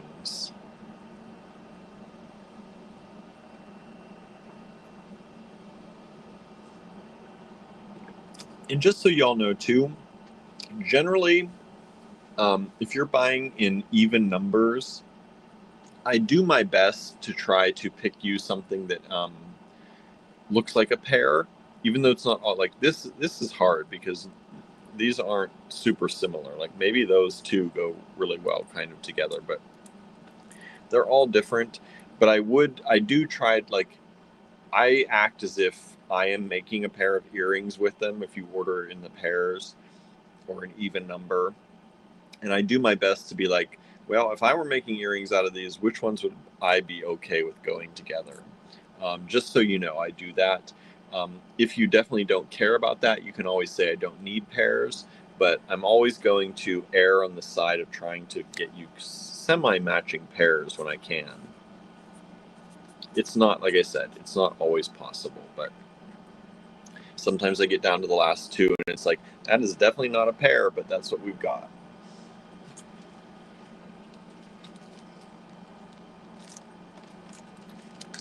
Oh, Michelle has to go. PT's about to start. Have a good session, Michelle. Hope you feel better. This is leopard jasper, and these are $1 each. Just $1. $1 each. We've got 2, 4, 6, 8, 10, 11 of these. And these are really fun. leopard jasper.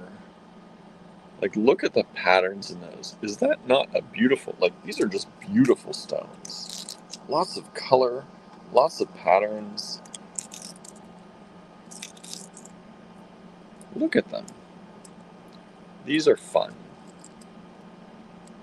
Very, very fun.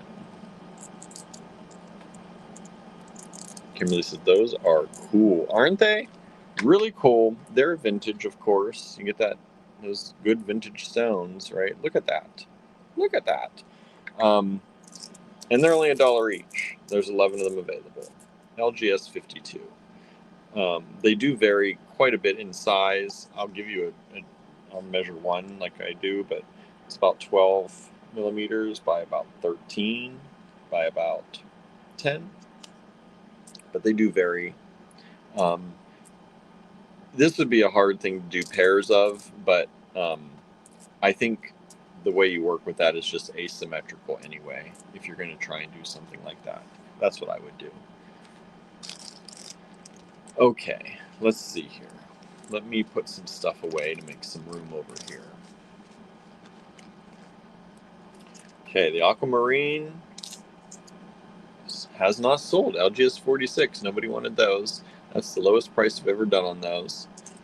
Nobody wants those, so I'll put those away for now. Let's see here. We've sold 4 of the 52s so far. We have 7 of them left only. Thank you so much. I'm going to put the shell away as well. The dyed shell beads, the 47s. Nobody's grabbed any of those. So those are still available if you'd like.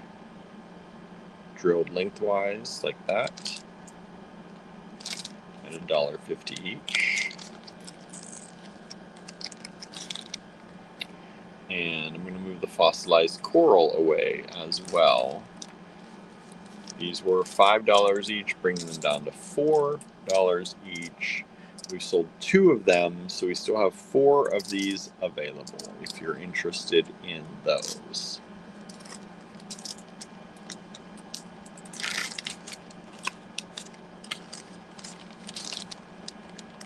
And nobody's jumping on the lemon quartz. Sometimes when I put lemon quartz up, it sells like crazy, and sometimes it does not. It's just the way of it sometimes. 51s, none of those have gone either. We've done a lot of aquamarine though. I'm not surprised because I think a lot of you have a lot of our nice aquamarine that we've done in shows like this.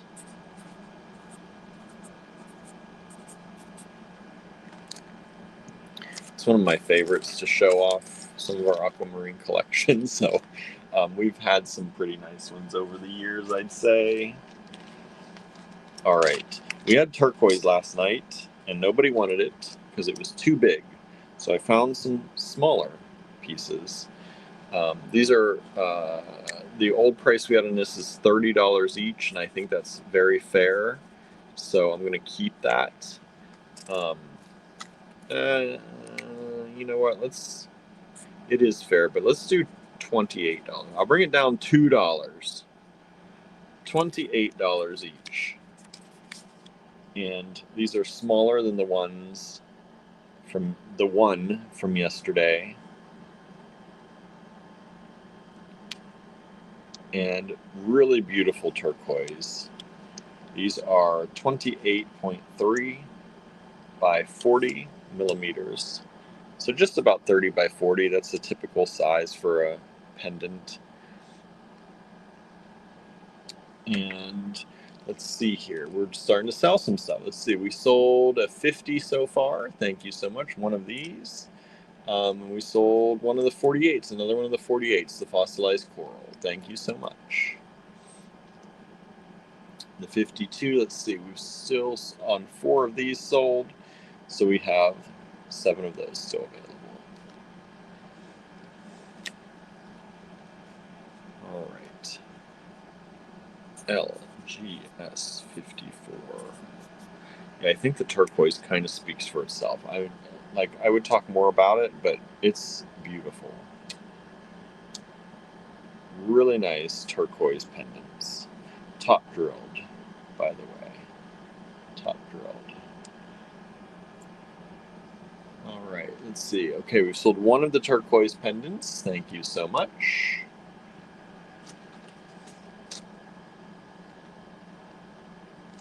Okay, this is one of the ones that I'm not going to sell individually.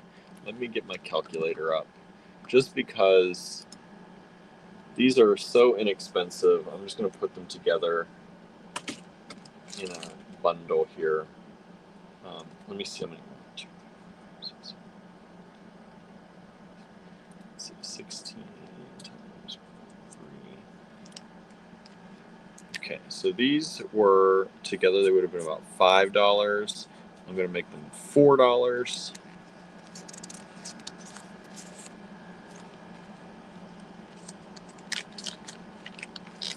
And this is malachite.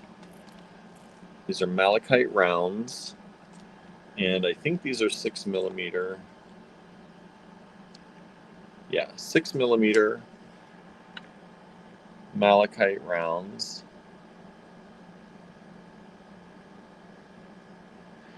And there are 16 of them here. And they're $4 for the whole lot. Easy peasy, right? Easy peasy. All right, let me put the lemon quartz away, because that's taking up a lot of space.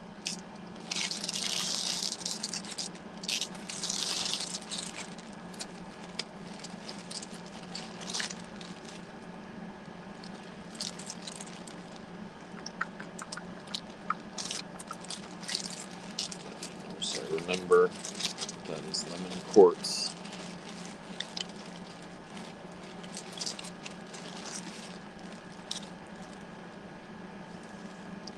Many people have tried to get the 54, the malachite. Only one person can get it, so it is sold out. Thank you so much. Remember, if you'd like to know if you've got something, please feel free to ask me and I can let you know, but I won't say so otherwise.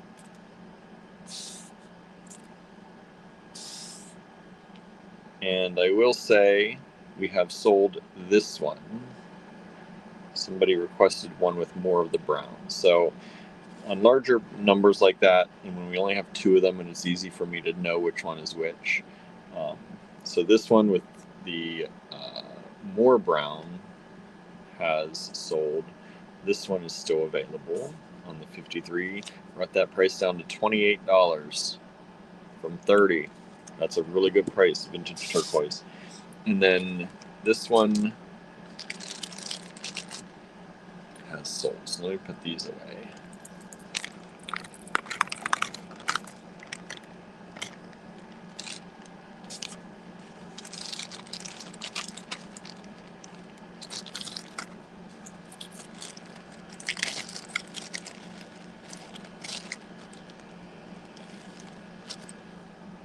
All right.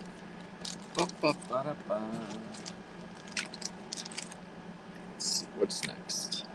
LGS55. I have some citrine faceted rondelles.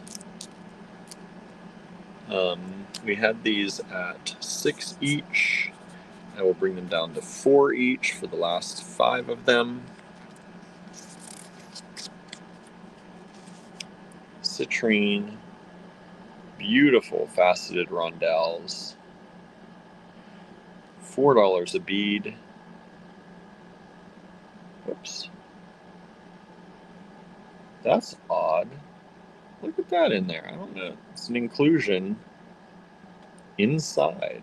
That's kind of cool, actually. It's really kind of cool.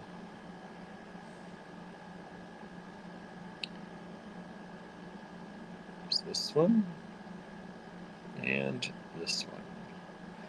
And these are approximately 14 millimeters by about 10. 5 citrine beads, faceted citrine rondelles, available at $4 each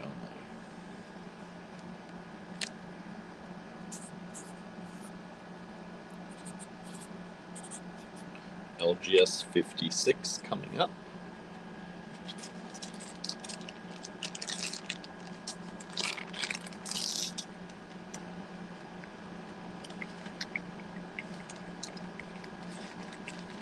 I think we had these at $2.50, and I think that's still a very low price on these, so I'm going to leave it at that.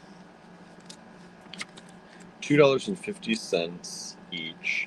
This is a silver mist jasper. Silver mist jasper. Really, really pretty stones.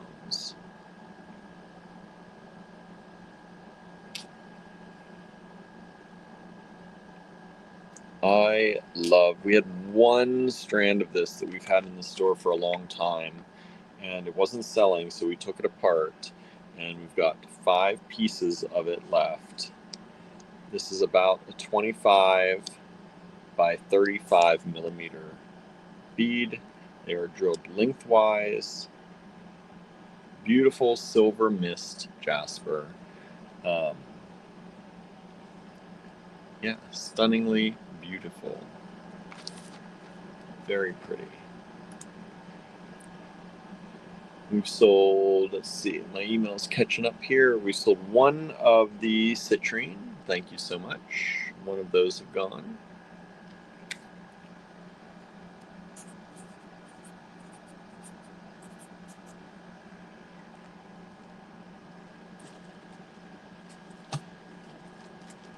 All right, how many of these do I have?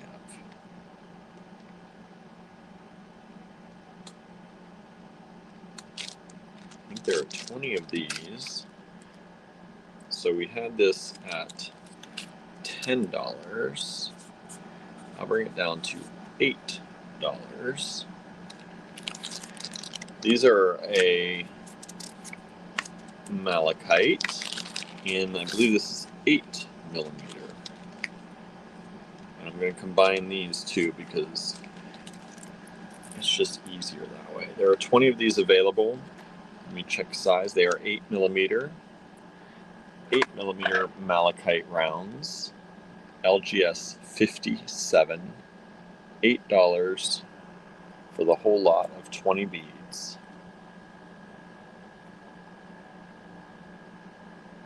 We had them at 50 cents a bead, which would have been $10, bringing it down to 8 for you all.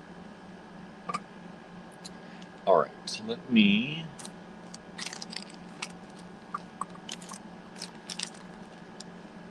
package some of these back up here.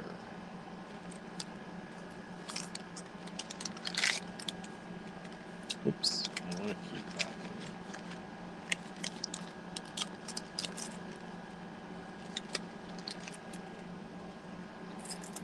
I'm putting away the aquamarines, LGS 51.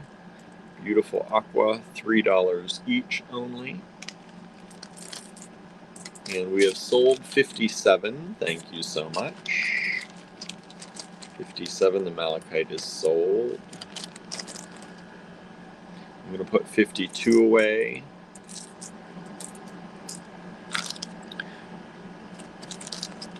And that, where's my bag for that one? So I don't forget what those are. Leopard, jasper. Put those away. Those are only $1 each.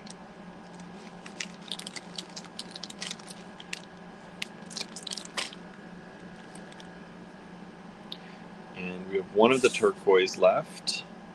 It's this one. If anyone's interested in that, for $28. We have 4 of the 55s left.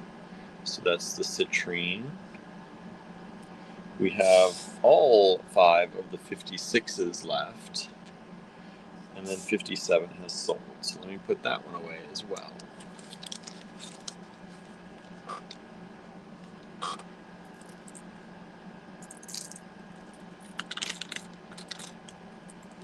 How's everybody holding up?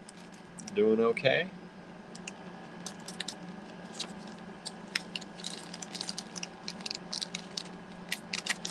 Okay, let's see here. All right, LGS 58 coming up.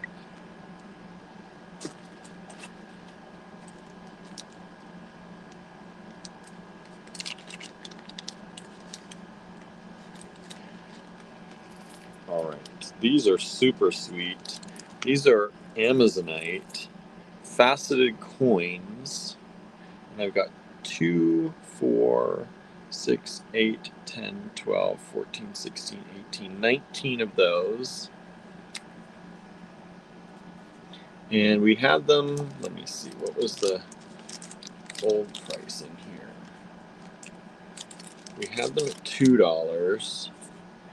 I can bring them down to $1.75 each.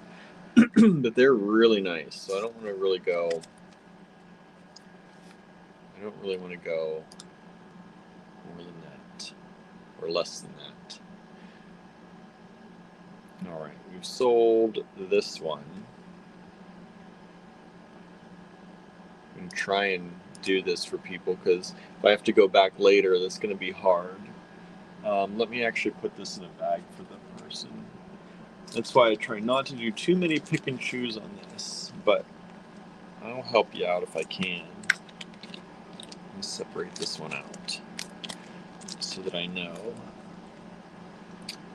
All right, so these are Amazonite, and they are cutie little faceted coins, about 8.5 millimeters by 3 millimeters, and they are drilled. Let me see how they are drilled.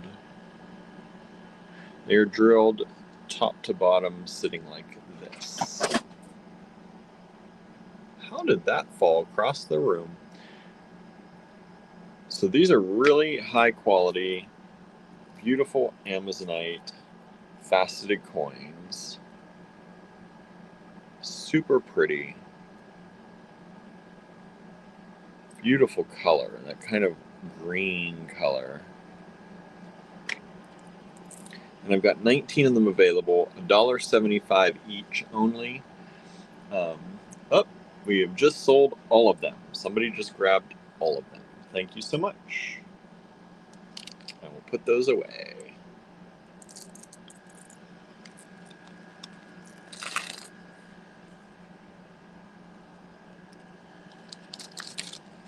LGS 58 now sold. Thank you.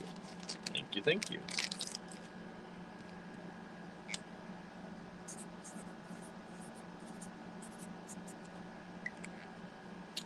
Okay. This is very vintage carnelian. Deep, dark carnelian. And we did have these. It was $4 each. I'm going to half price them for you. 2, 4, 6, 8, 10, 12, 14, 16. There's like 17 of them available. This is a really nice, deep, vintage carnelian. Some really pretty banding in these.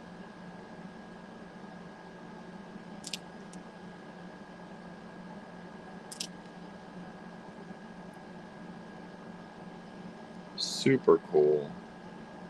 That one's got a little bit of sticker label left on it, looks like, when they were priced before. But really beautiful. I love these. I love the dark carnelian. This is about 22.5 by 35.5 millimeters. LGS 59.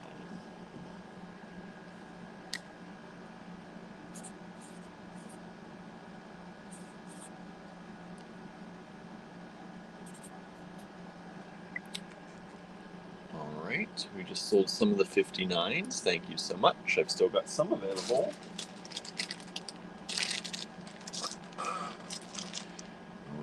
these at $4 each. That's a really good deal, but I will make it even better. $3 each.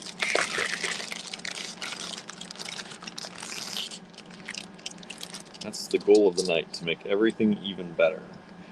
I think I sell these in the store too for about $6 a bead, if I'm not mistaken. So y'all are getting an extra special deal. You're getting them at like half price, truly. These are an onyx. Sometimes they're a sardonyx. You'll see a little bit of brown and white, but these ones look mostly pretty black. But these are a faceted oval, kind of a large faceting on these. So there's a little bit of banding you can see through some of these when they're really held up to the light.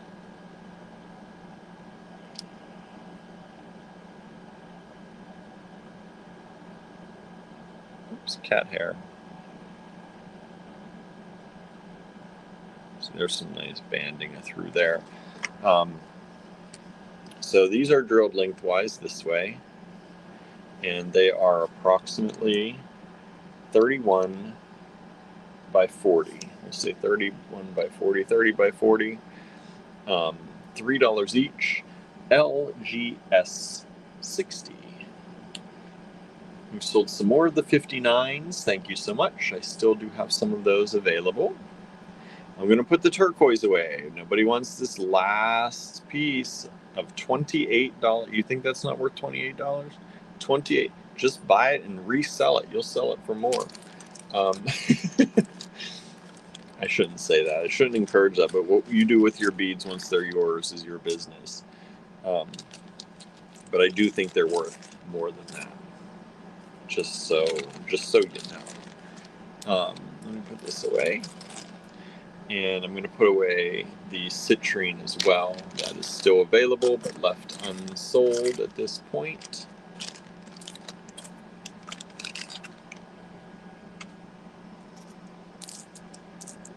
Citrines are going away.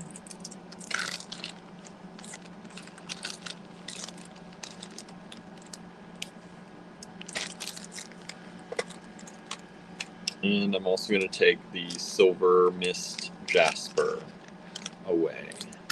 So the silver mist pendants that are only $2.50 each.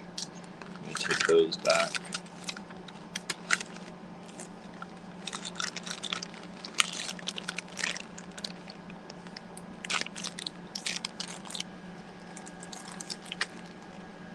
Okay, move these over.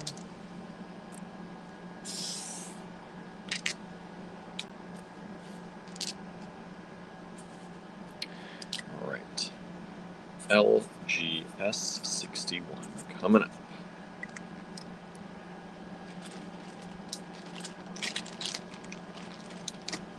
This is rough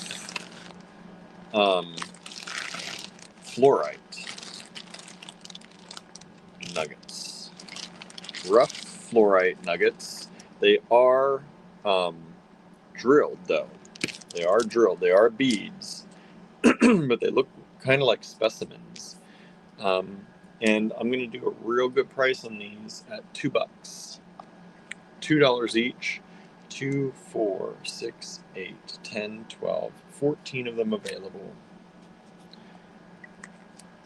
Now that would make a strand, that'd make like a $28 strand, and you know that's pretty cheap for that. But really pretty, if you like the rough kind of look, which I do. So I think these are really pretty.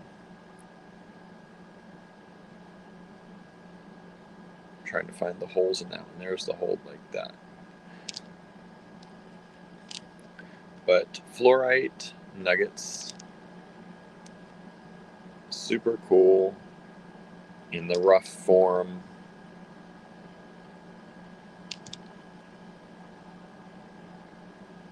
Some hidden banding in some of them, you'll see more than in others.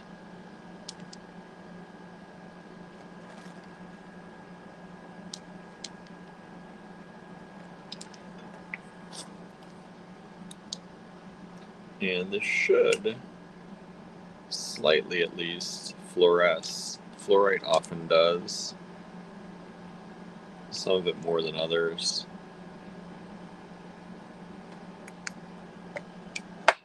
So that's LGS 61. We got some pretty big things here happening, right? Pretty big beads.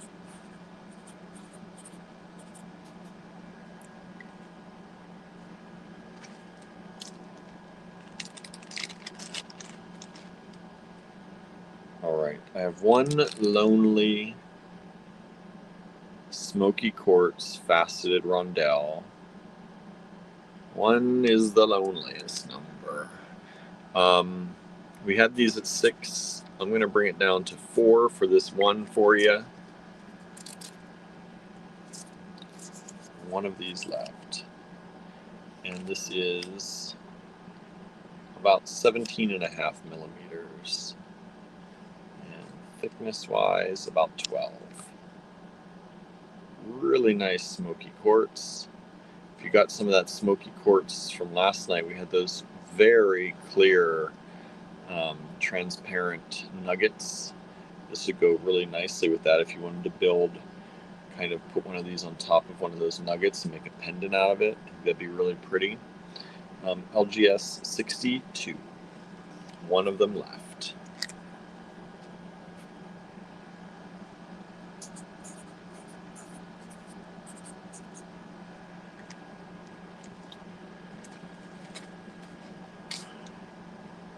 This is another one that we turned into a lot before, and I'm going to leave it as an entire lot. These are amethyst hearts. So just like a whole baggie of amethyst hearts drilled top to bottom. And let's see, we had that at 12. I'm going to make it 8. See if anybody wants it. These little hearts, let me give you an approximate size. They are about 6.5 millimeters by 6.5 millimeters. Tiny little hearts. And you get all of them for $8. LGS 63. A whole lot of them. All right, let me put the carnelian away. That's the LGS 59, if anybody wants any more of those. Beautiful vintage carnelians. Only $2 each, half price.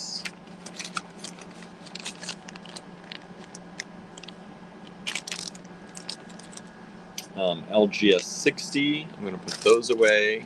Those are the onyx, or sardonyx, mostly onyx. $3 each only.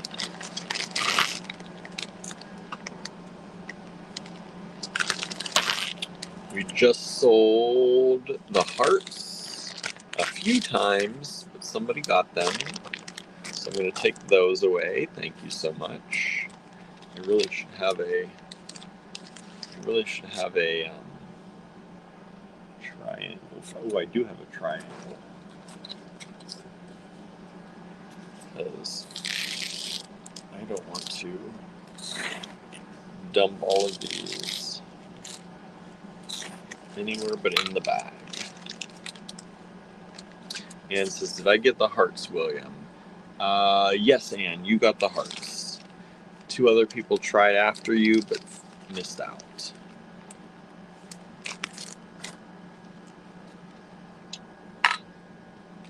Okay, let's move the big fluorite down.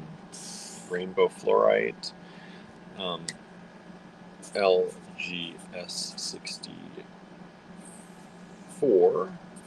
Almost missed that because the other one was 63. LGS 64. Now these are from Andrew's private stash, and he didn't take them away from me last time we offered them. We offered them at $6 each, and I have to keep that price because that's his private stash price. And let me see how many I have. And it says, yay, I have a design idea. Sorry, people, I hope you got other good stuff, right? It's the way the cookie crumbles. These are high-end, high-grade kyanite drops. 1, 2, 3, 4, 5, 6, 7, 8, 9, 10, 11, 12, 13 of these. High-grade kyanite drops, $6 each. This came from a very, very expensive strand. But they are really pretty. Now, they are top drilled drops.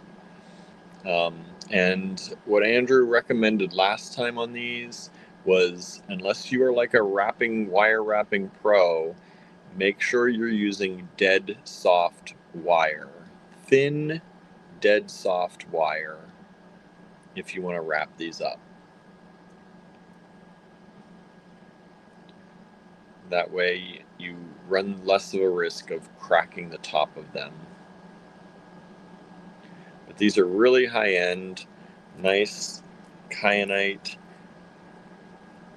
drops, faceted drops, and they are $6 each, 13 of them available. They do vary quite a lot in size, so it's hard for me to give you a size of them, but let's pick this one as kind of a middle ground. It is about 5.5 by 12.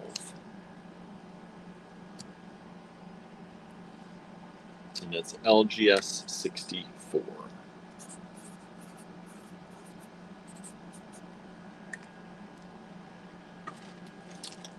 All right.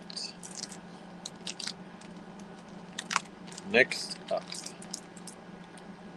this is Artistic Jasper. And let's see, 1, 2, 3, 4, 5, 6, 7, 8.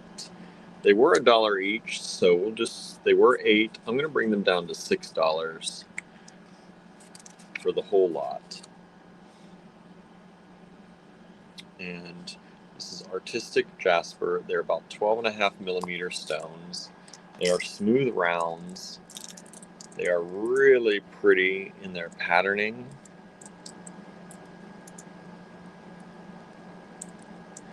And they're $6 for the whole lot. We've sold 4 of the 64s so far. Thank you so much. Appreciate that. That means there are 9 of these still left. And again, I will try to make the best pairs I can for you when you order even numbers, but it's not always exactly possible. So don't get too mad at me if you don't get a full that they look alike, because it's not always possible.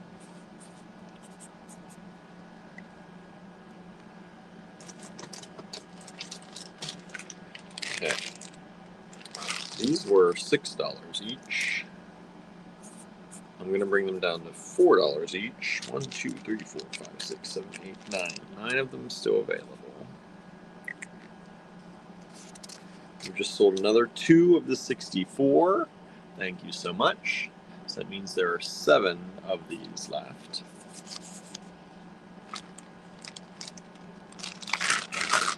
And these are a carnelian, chunky monkey carnelian.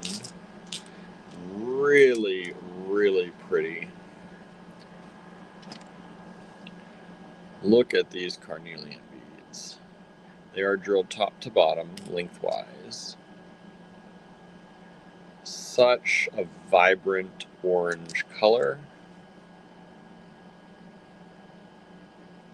I love this one with the slit down here, the cut in it. Just juicy looking. And these were $6 a piece. I'm giving them to you for $4 a piece tonight. 9 of them available. Let me give you a general. This is kind of a middle size, or one of the smaller ones. It's about 21 by 23 millimeters.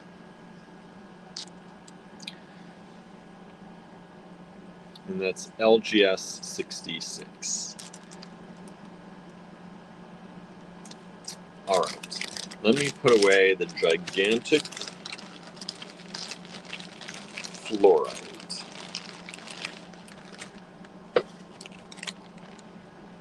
I can't wait to see what you do with those hearts, Anne.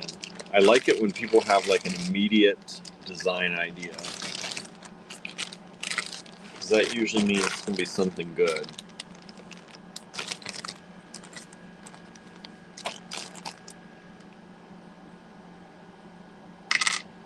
All right, in 62, nobody wants that one lone smoky quartz. All right, I'll put it back. Only $4.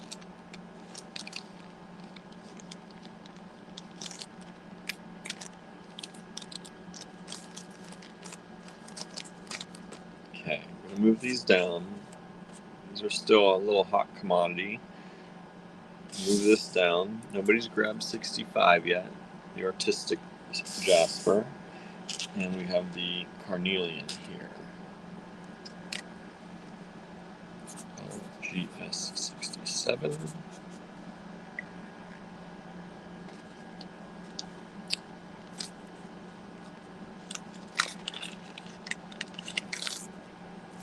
These are beautiful pink opal drops. Let me see what we had these at. We had them at $3. I have to keep them at $3. I can't do less than that.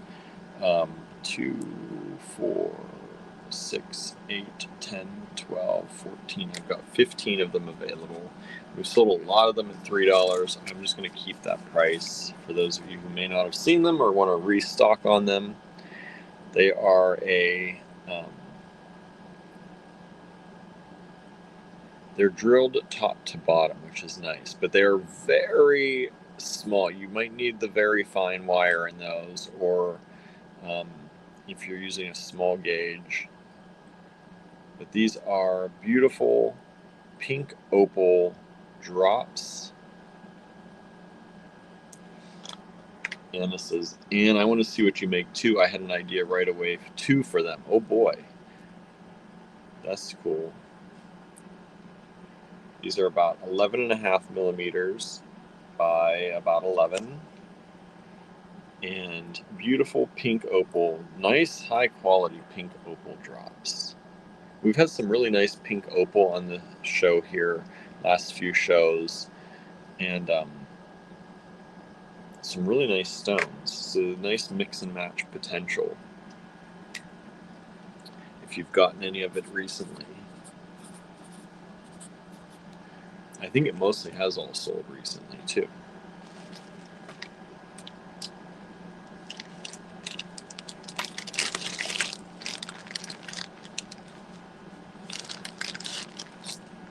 All right, this is some quartz. We've had these at $5 each. I'm gonna bring them down to $3.50. Just got the 3 left. LGS 68 top drilled quartz drops. Just some like rocky quartz. Love it. Icy, they look like ice cubes. Super cool. They're about as cold as ice cubes now too, sitting under our air conditioner here. Size on these is about 13 by 24 millimeters. 13 by 24.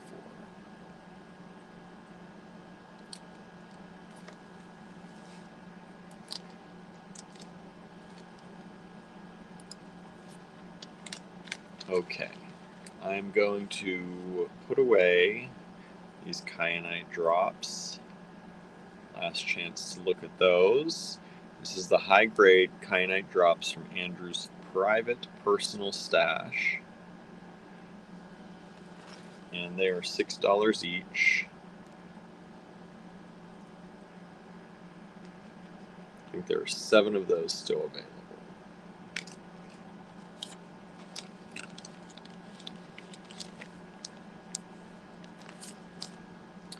And I'm going to put back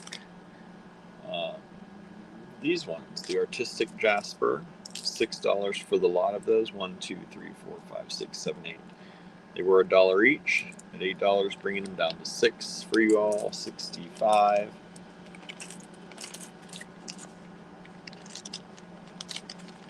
Now, I also want to jump, because what I did not do yet today is check my spam since we started the show. Good. Nobody went in there. I just sold one of the 68s. Thank you so much. Still have 2 of those available.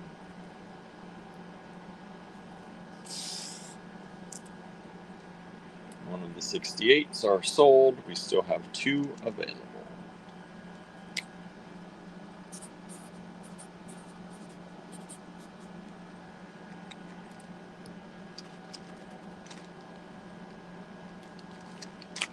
I don't know if we've ever shown these before.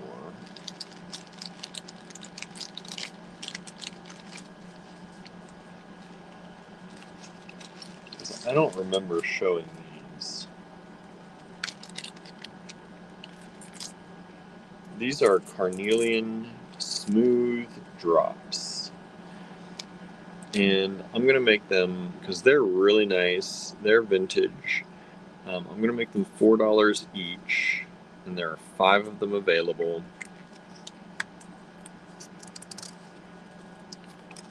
And they are drilled across the top this way.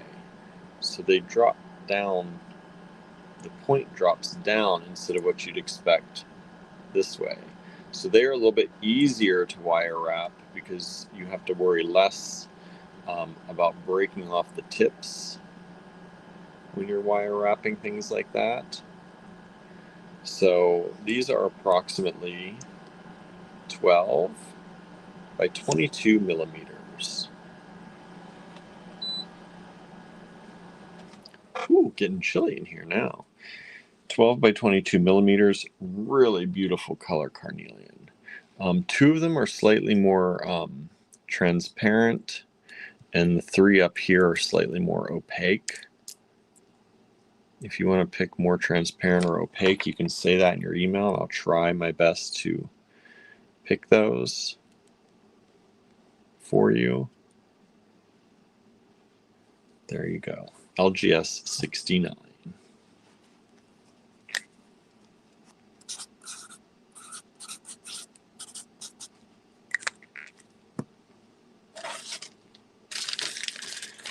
And let's see.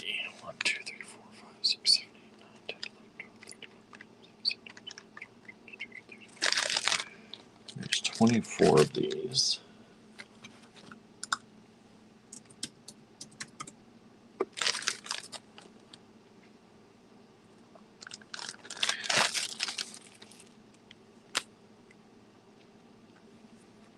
I'm going to make them into one lot. I'm going to do $5 for the whole lot.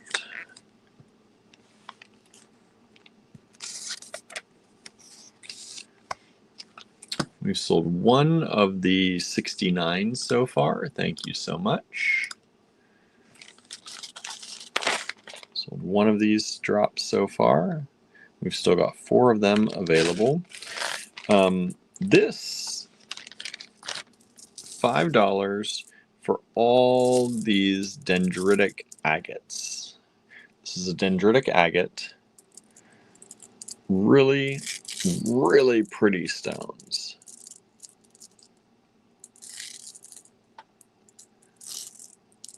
And one of these, like these are a little bit various sized. One of these is definitely, that's a 10 millimeter. Most of these are around 8 millimeter in size, like almost 8.3 seems to be what they're coming in at. So about 8.3 millimeter, you got one 10 millimeter one in there. Dendritic agate. You get the whole lot of them for only $5. Instead of trying to sell those by the stone again, I'm just going to give you a good deal, and that has already sold. Thank you so much.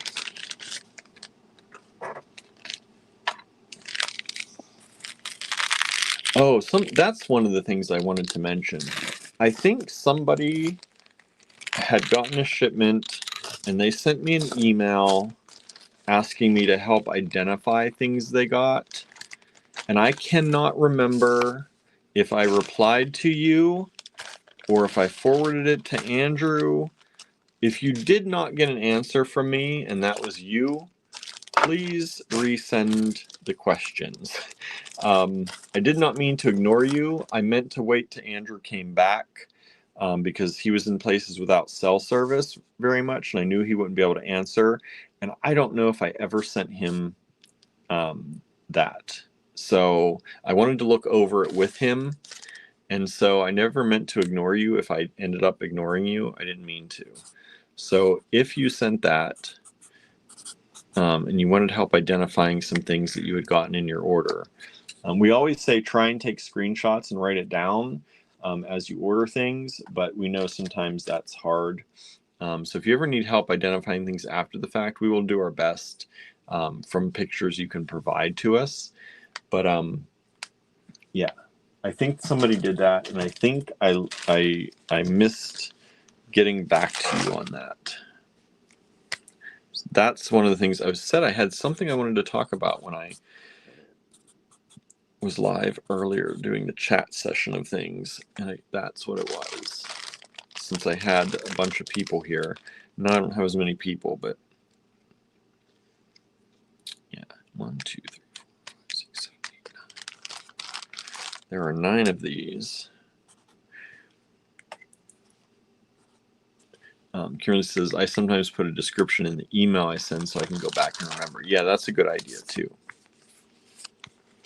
I've noticed you do that. It also helps me in case, for any reason, there was a mix-up in numbers or something. But you don't need to do that. Generally, I don't have that issue, thankfully.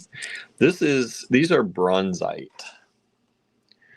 These are beautiful vintage bronzite beads. And they just have such pretty colors to them. They are faceted rondelles.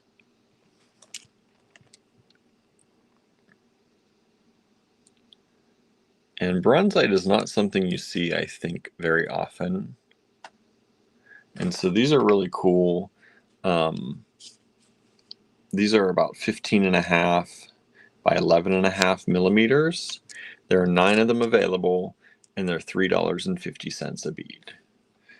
LGS 71. All right. No one took me up on any of the 66s. No one liked, oh, that's hard to believe, but I'm going to put them back. I'm going to put them away. That kind of seems crazy to me. Nobody bought even one of those for $4.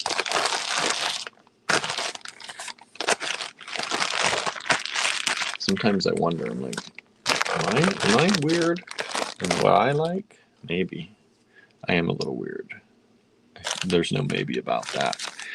And the pink opals, the 67s, nobody grabbed any of those. 67s. Nobody grabbed any of those. 67 Sandras, those are pink opal drops. Drilled top to bottom, which makes them nice. Drilled top to bottom. Pink opal. $3 each, 15 of them available.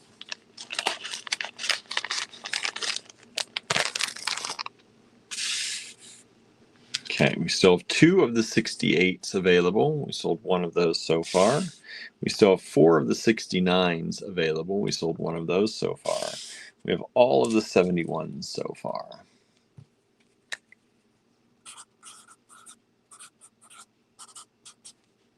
Let's see what we got for 72.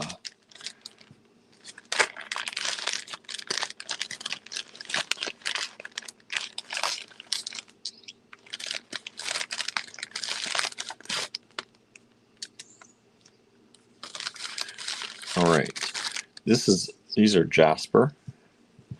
We had these at $5 each. I'm going to bring them down to $4 each. And there are 3 of those available. LGS 72, Jasper pendants. I don't know what kind of jasper on these. It's a pretty kind of gray-green though. And let me get you size. I'm guessing these are around 30 by 40. 30 by 40. Yep, 30 by 40. Jasper, LGS 72. $4 a piece. Really good kind of neutral color. That's what's nice about those. Also good for going into winter colors. And also gray is a color that guys wear more often, right? It's kind of a green-gray, which is almost like, I don't know, like almost a part of like a camo color, right?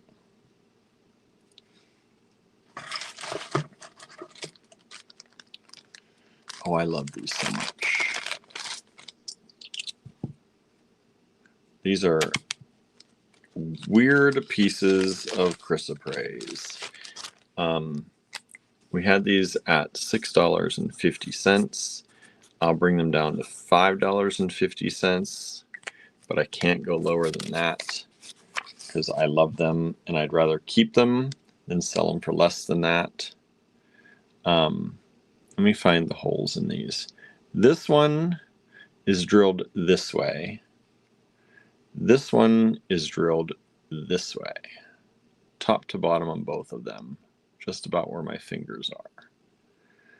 Slices of chrysoprase.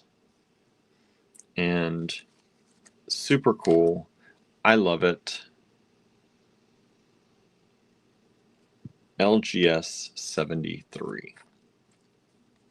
Just very unique pieces. You don't normally see slabs cut like that, right? And then drilled. So very unique. Something you're not going to see very often or see around.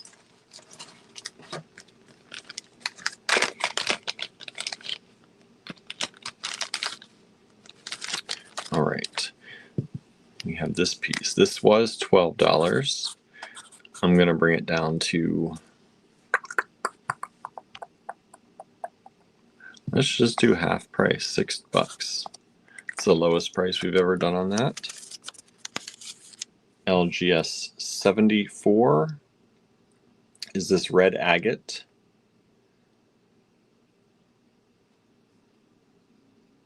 Pendant. It does not have any holes other than this hole. So you would have to wire wrap it, or you could make a seed beaded bail to go around it if you wanted to, or jump ring it. You could just wrap silk around, tie it up with silk. Lots of ways you could handle that. But it is a beautiful red agate pendant and nice banding on it. It is 54.8 millimeters. And it is now only $6, half price, LGS 74. All right, I'm going to put 68 away.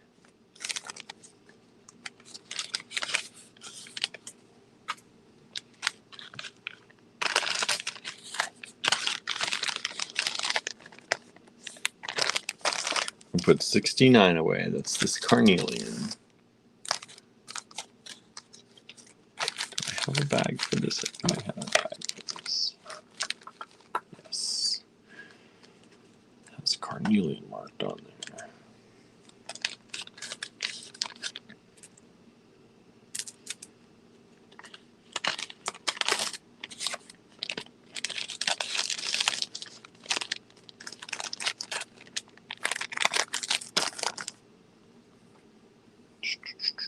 And I'm going to put the bronzite away. That's not the bag for that. That's not the bag for that. There it is.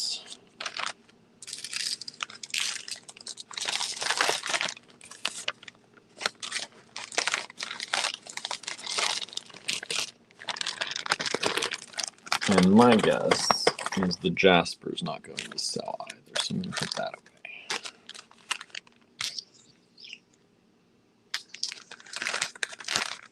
Those are harder sells. I know that. Okay, let's move these down. I'm still hopeful in those. Still hopeful in that one. Might find a home. LGS 75 coming up.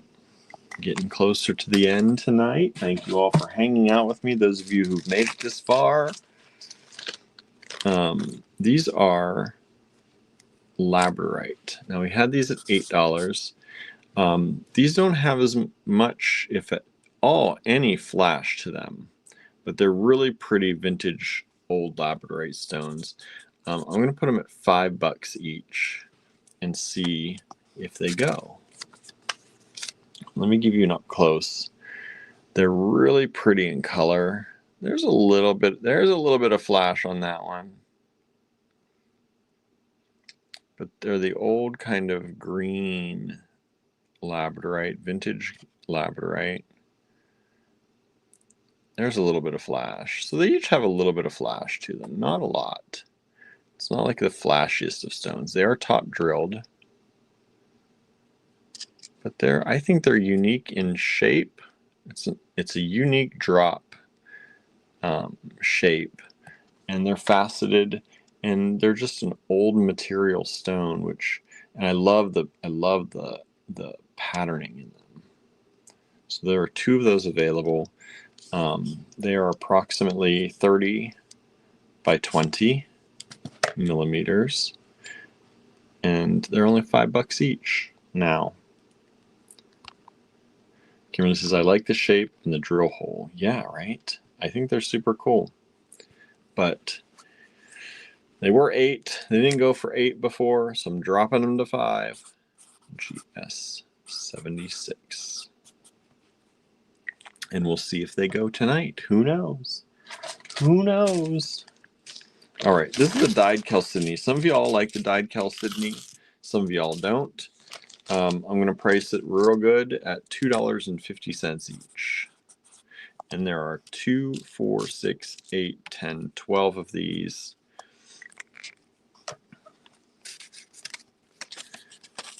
And this is the dyed chalcedony, faceted kind of slabs. Really pretty stones. I like how chalcedony kind of glows. Just has a way about it.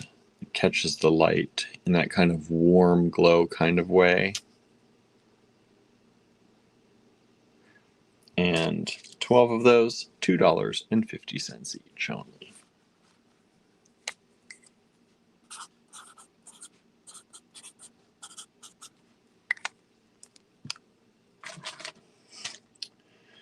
And here I have some beautiful pieces of sardonyx. It's like a lot of it has a lot of the red in it, but look at the banding on those. These are vintage pieces.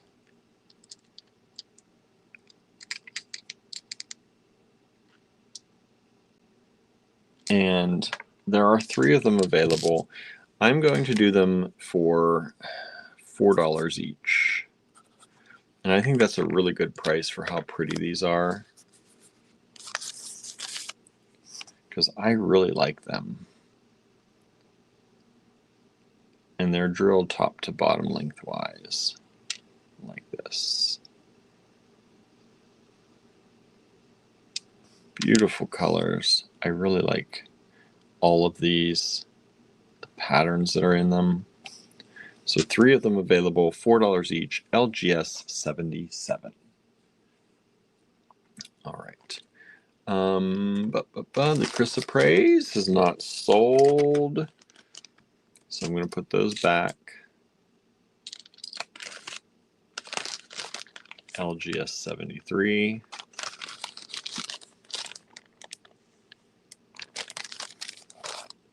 And I'm going to put this away. I still have the bag for that. Let's put it in this bag. That's good. LGS 74. There's that pendant. And let's see here. This is 75, 76.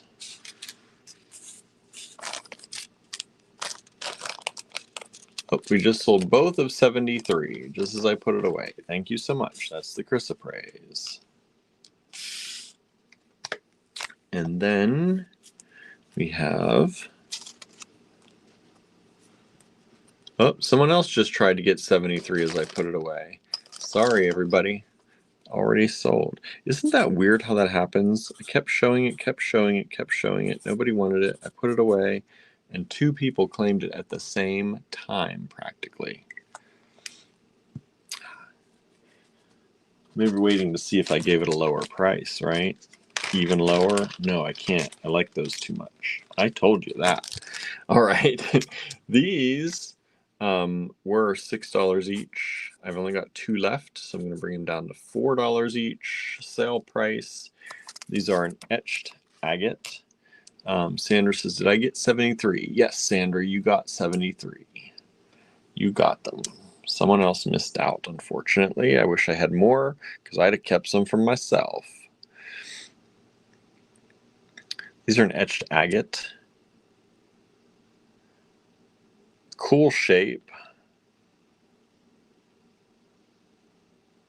Kind of, you know, kind of faceted, right? They got 2 big facets on each side. And these are... I love those. I couldn't let you keep them, LOL, right? I know, they're so nice. I was wondering what was taking somebody so long. I'm like, am I wrong? Then, like, you know, sometimes I start questioning, like, am I just very weird in my tastes that these are the things that I would use if I had time to make more stuff? 25.3 by 32.5 on those. These are really cool. They've got like those protective eyes in there. 2 of those available, $4 each only.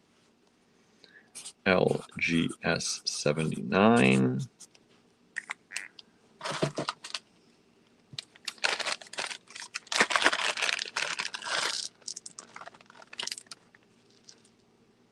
These are really nice lava rounds. And I believe these are untreated, so that they should absorb oils. Sometimes they treat lava, and it doesn't soak in, but these look like they have been not treated. And I'm going to do them 75 cents each. I have 2, 4, 6, 8, 10, 12, 14. I have 15 of them. 75 cents each only. And they are about 14 millimeters. Lava beads that you could put smelly oils on, essential oils, if you want to. They should soak in, because I do not think these are treated. Usually when they're treated, they look shiny, and these are really, really matte. And this is also, this lava is small grain or small pore lava, like the pores on your face. Sometimes lava has really open pores. These do not have the big pores, these are a vintage strand, for whatever that means, right? So 15 of them available, only 75 cents each, LGS 79. Sandra said I was multitasking and came back and was like, what is that? See, you almost missed the multitasking, right? LGS 80. And what's my last thing tonight? These are kind of cool, I think. These are a matte carnelian donut drilled. I'm going to make these, we had them at 2 each. I'm going to leave them at 2 each, because I think that's a good price.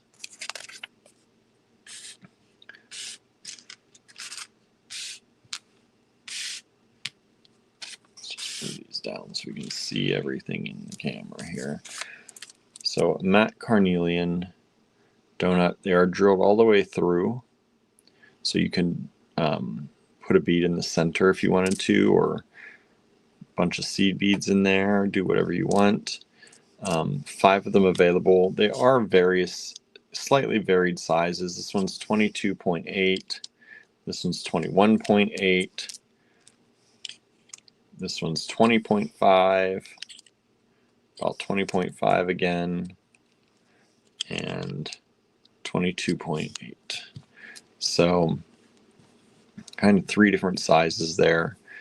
And we have sold 2 of those so far. Thank you so much. We have 3 of them still available. All right. Does anybody have any questions before I end the show for tonight? Thank you all so much for hanging out with me. I really, really do appreciate it. And again, if you ever have any questions, please feel free to send us an email. Email is by far the best way to reach us. Many people try to reach us on Facebook Messenger or Instagram Messenger. And while I do have away messages that point people toward email, and sooner or later I will probably see your message there. But email is by far the best. I check that usually at least daily, except for sometimes on the weekends. So usually I will at least see your message, if not that day, the next day. I don't always get back to people right away because sometimes I have to research things or get you answers. But if you hit us up on social media messengers, you will have probably a longer delay waiting for me to get back to you in general, because I just don't check those very often. It's much harder for me and Andrew to send things back and forth that way. Andrew functions mostly in email as well. So it's just easier if we keep things to email. So please message us through email if you have any questions, and we're happy to help you as much as we can. Suzanne says, good night, everyone. Welcome back to Andrew, and thanks to William. Thank you for joining us. Thank you all for being here, and I will see you back here tomorrow. Remember, 3 p.m. in the afternoon tomorrow, we'll be going live. All right, and that'll be before my pottery class. All right, thank you so much, everyone. Have an amazing evening, and we'll see you back here tomorrow at 3 p.m. Bye, everyone.